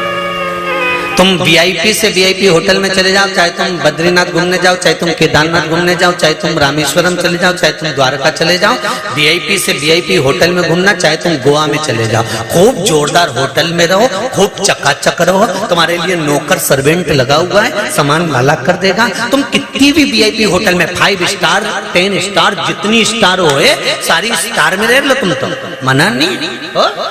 एक से बढ़कर एक होटल में रहो, पर 10 दिन 15 दिन 20 दिन 1 महीना 22 दिन 25 दिन में तो घर की याद आई जाए। अब घर में ना तो होटल जैसा सुख है, घर में ना कोई अच्छा एसी का रूम है, घर में ना कोई नौकर लगा है तुम्हारा सामान ला के देने के लिए, घर में ना तुम्हारे को कोई कुछ कहने वाला। होटल में सारा सुख है, इसके बाद भी होटल का सुख थोड़े दिन अच्छा लगता है, बाद में घर की याद आती है। उसी तरह कोई भगवान विष्णु से जाकर पूछे कि नारायण तुम्हें बैकुंठ अच्छा लगता है, तो भगवान विष्णु कहते हैं, अगर बैकुंठ अच्छा लगता होता तो मैं राम अवतार नहीं बनकर आता, कृष्ण अवतार में नहीं आता, वामन अवतार रखकर नहीं आता, मैं कपिल अवतार रखकर नहीं आता, मैं परशुराम अवतार रखकर नहीं आता। मेरे 24 अवतार हुए हैं। भगवान नारायण खुद कह रहे हैं कि मेरे 24 अवतार इसलिए हुए हैं कि मुझे बैकुंठ में जो सुख नहीं मिलता वो मृत्यु लोक में आकर सुख मिलता है, इसलिए मैं पृथ्वी पर आना। तो फिर भगवान विष्णु से लक्ष्मी जी ने पूछा, तुम्हें पृथ्वी पे क्या सुख मिलता है? तो कि पृथ्वी पे एक सुख है, वहां कंकर और शंकर है, शंकर के बिना मैं अधूरा हूं। इसलिए तो शिव महापुरुष की कथा कहती है, भगवान विष्णु भगवान शंकर जी से बोले, प्रभु बड़ा दुखी हूँ। शंकर जी ने पूछा क्यों दुखी हो? तो भगवान विष्णु बोले कि मुझे आपके दर्शन नहीं होते, मैं कैसे आपके दर्शन करूं? तो शंकर भगवान बोले तुम नीचे आ जाया करो मुझसे मिलने के लिए। भगवान विष्णु बोले मैं नीचे तो आ जाऊं, पर जब मैं पृथ्वी पर आता हूँ चलता हूँ तो मेरे पाँव में कंकर चुभते हैं, जो कंकर चुभते हैं ना वो मुझे शंकर नजर आते हैं। अगर कंकर में मुझे शंकर नजर आता है तो मैं पैदल कैसे चलूंगा? तो शंकर भगवान ने कहा पैदल चलने का काम खत्म करो, तुम सांप बन जाओ। जब सांप बन जाओगे तो रेंग कर चलोगे, हर कंकर से चिपक कर चलोगे, तो शंकर और कंकर एक हो जाएगा। काहे को चिंता करते हो? शंकर जी के गले में जो सर्प पड़ा हुआ है बड़ा सा, ये कोई दूसरा नहीं, मेरे भगवान विष्णु ने सांप का रूप धारण कर लिया और शंकर जी के गले में जाकर रहने लगे, शिव के गले में। तो ये सर्प विष्णु ही है।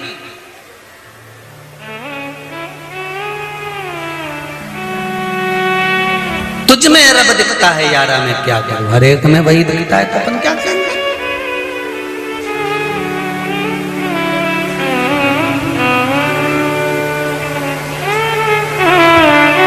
तो कहे ना महाराज, संग ना चले तेरी कोड़ी रे, फिर काहे करे माता फोड़ी रे। काहे माता फोड़ी करने रे? क्यों करे?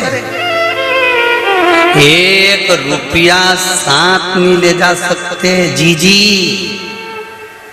और जीजा, सब सुन लेना अच्छा से। 1 रुपया साथ नहीं ले जा सकते और अखड़ में ऐसे जिए कि सब लेके जाएगा। पंखा भी टंगरेगा रे मिश्रा जी, यही सब जैसा कि जैसे ही पड़ा रहेगा। टिफिन में रोटी बनी रह जाएगी, फ्रिज में एप्पल धरा रह जाएगा, मोबाइल चार्ज में लगा कि लगा रह जाएगा। जब अंत समय आएगा सब पड़ा की पड़ा,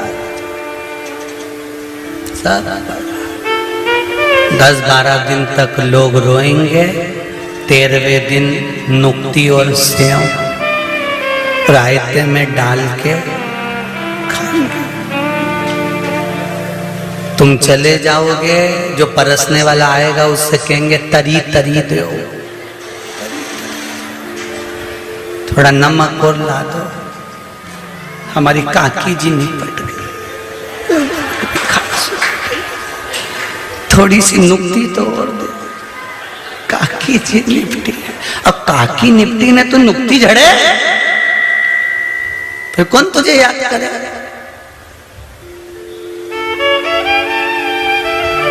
और पूरी जिंदगी रो रो के मर गए।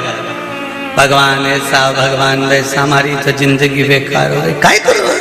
अलमस्त होकर जियो, अलमस्त होकर। कई लोग कहते हैं ये सियोर वाला महाराज 24 घंटा हंसता रहे, कभी इसकी आंख में कथा में तो कभी आंख में आंसू दिखे ही नहीं के, तो कहीं करूं रोके, क्या करना? मुस्कुराने के लिए भगवान ने चेहरा दिया है, मुस्कुराने के लिए अधर दिए हैं। रोने के लिए तो जब पैदा हुए थे तो मेरे राम जी भी अगर जन्मे थे तो भी कहा गया था, माता पुनि बोली सोमति डोली तजौतात यह रूपा की जैसी सुलीलाति प्रियशीला यह सुख परम अनुपा, सुनी बचन सुजाना रोदन ठाना।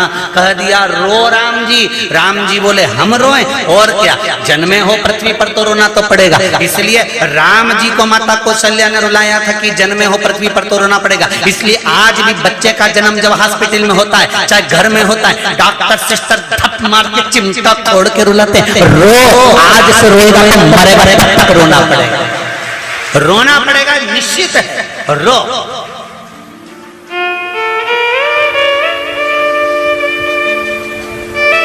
मुस्कुराने के लिए तो भगवान ने मनुष्य को जन्म दिया, मुस्कुरा ले, दुख में भी मुस्कुरा। इसलिए आपको कहा था शंकर जी के मंदिर में जाना, तुम्हारा काम नहीं हो रहा तुम मंदिर जाओ, कुछ नहीं है तुम्हारे पास चढ़ाने के लिए, बेलपत्री भी नहीं, चावल का दाना भी नहीं, जल भी नहीं, तो भी शंकर जी के मंदिर जाना और मुस्कुरा करा जाना। आधे से ज्यादा टेंशन में भगवान पड़ जाएंगे कि क्यों हंस के गए, चिंता उनको बढ़ जाएगी। मुस्कुराने से भी चिंता बढ़ जाती है, और मुस्कुराने का हक केवल मनुष्य को है। कभी तुमने चींटी को मुस्कुराते देखा है, झिंगुर को, मच्छर, खटमल? नहीं, खटमल ज्यादा खून चूस ले तो मुस्कुराए, तुम्हें दिख जाएगी खटमल मुस्कुराया, कहीं दिखे तो बता।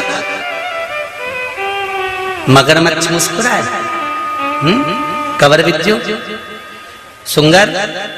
नहीं, कहीं का दिख जाए तुम्हें ऐसा मुस्कुराता हो कि सुंगरा मुस्कुरा रहा, नहीं।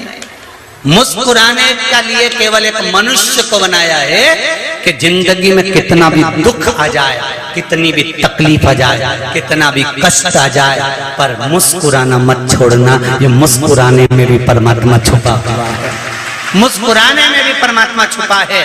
तेरी मुस्कुराहट भी परमात्मा का दिया हुआ एक आशीर्वाद है। पर कई कई लोग संसार में ऐसे पैदा हो जाते हैं जिनकी हंसी चली जाती, जब भी मिलो मुसद्दी लाल जैसे मिलेंगे। बहुत दुख है। इनको बचपन में देखो तो भी ऐसे मिलेंगे, बड़े में देखो तो भी ऐसे मिलेंगे, और मरेंगे तब भी मुंडा लेके मुस्कुरा कर जा। प्रभु तेरा साथ न छूटे, छूट जाए संसार, प्रभु तेरा साथ न छूटे। भगवान की अविरल भक्ति की ओर जब हम बढ़े, सारी समस्या का हल एक लोटा जल। शंकर भगवान को कर्म करते करते जब हम जल समर्पित करते हैं तो यह जिंदगी का एक सुख देता है, एक आनंद देता है, एक सुख प्रदान करता है।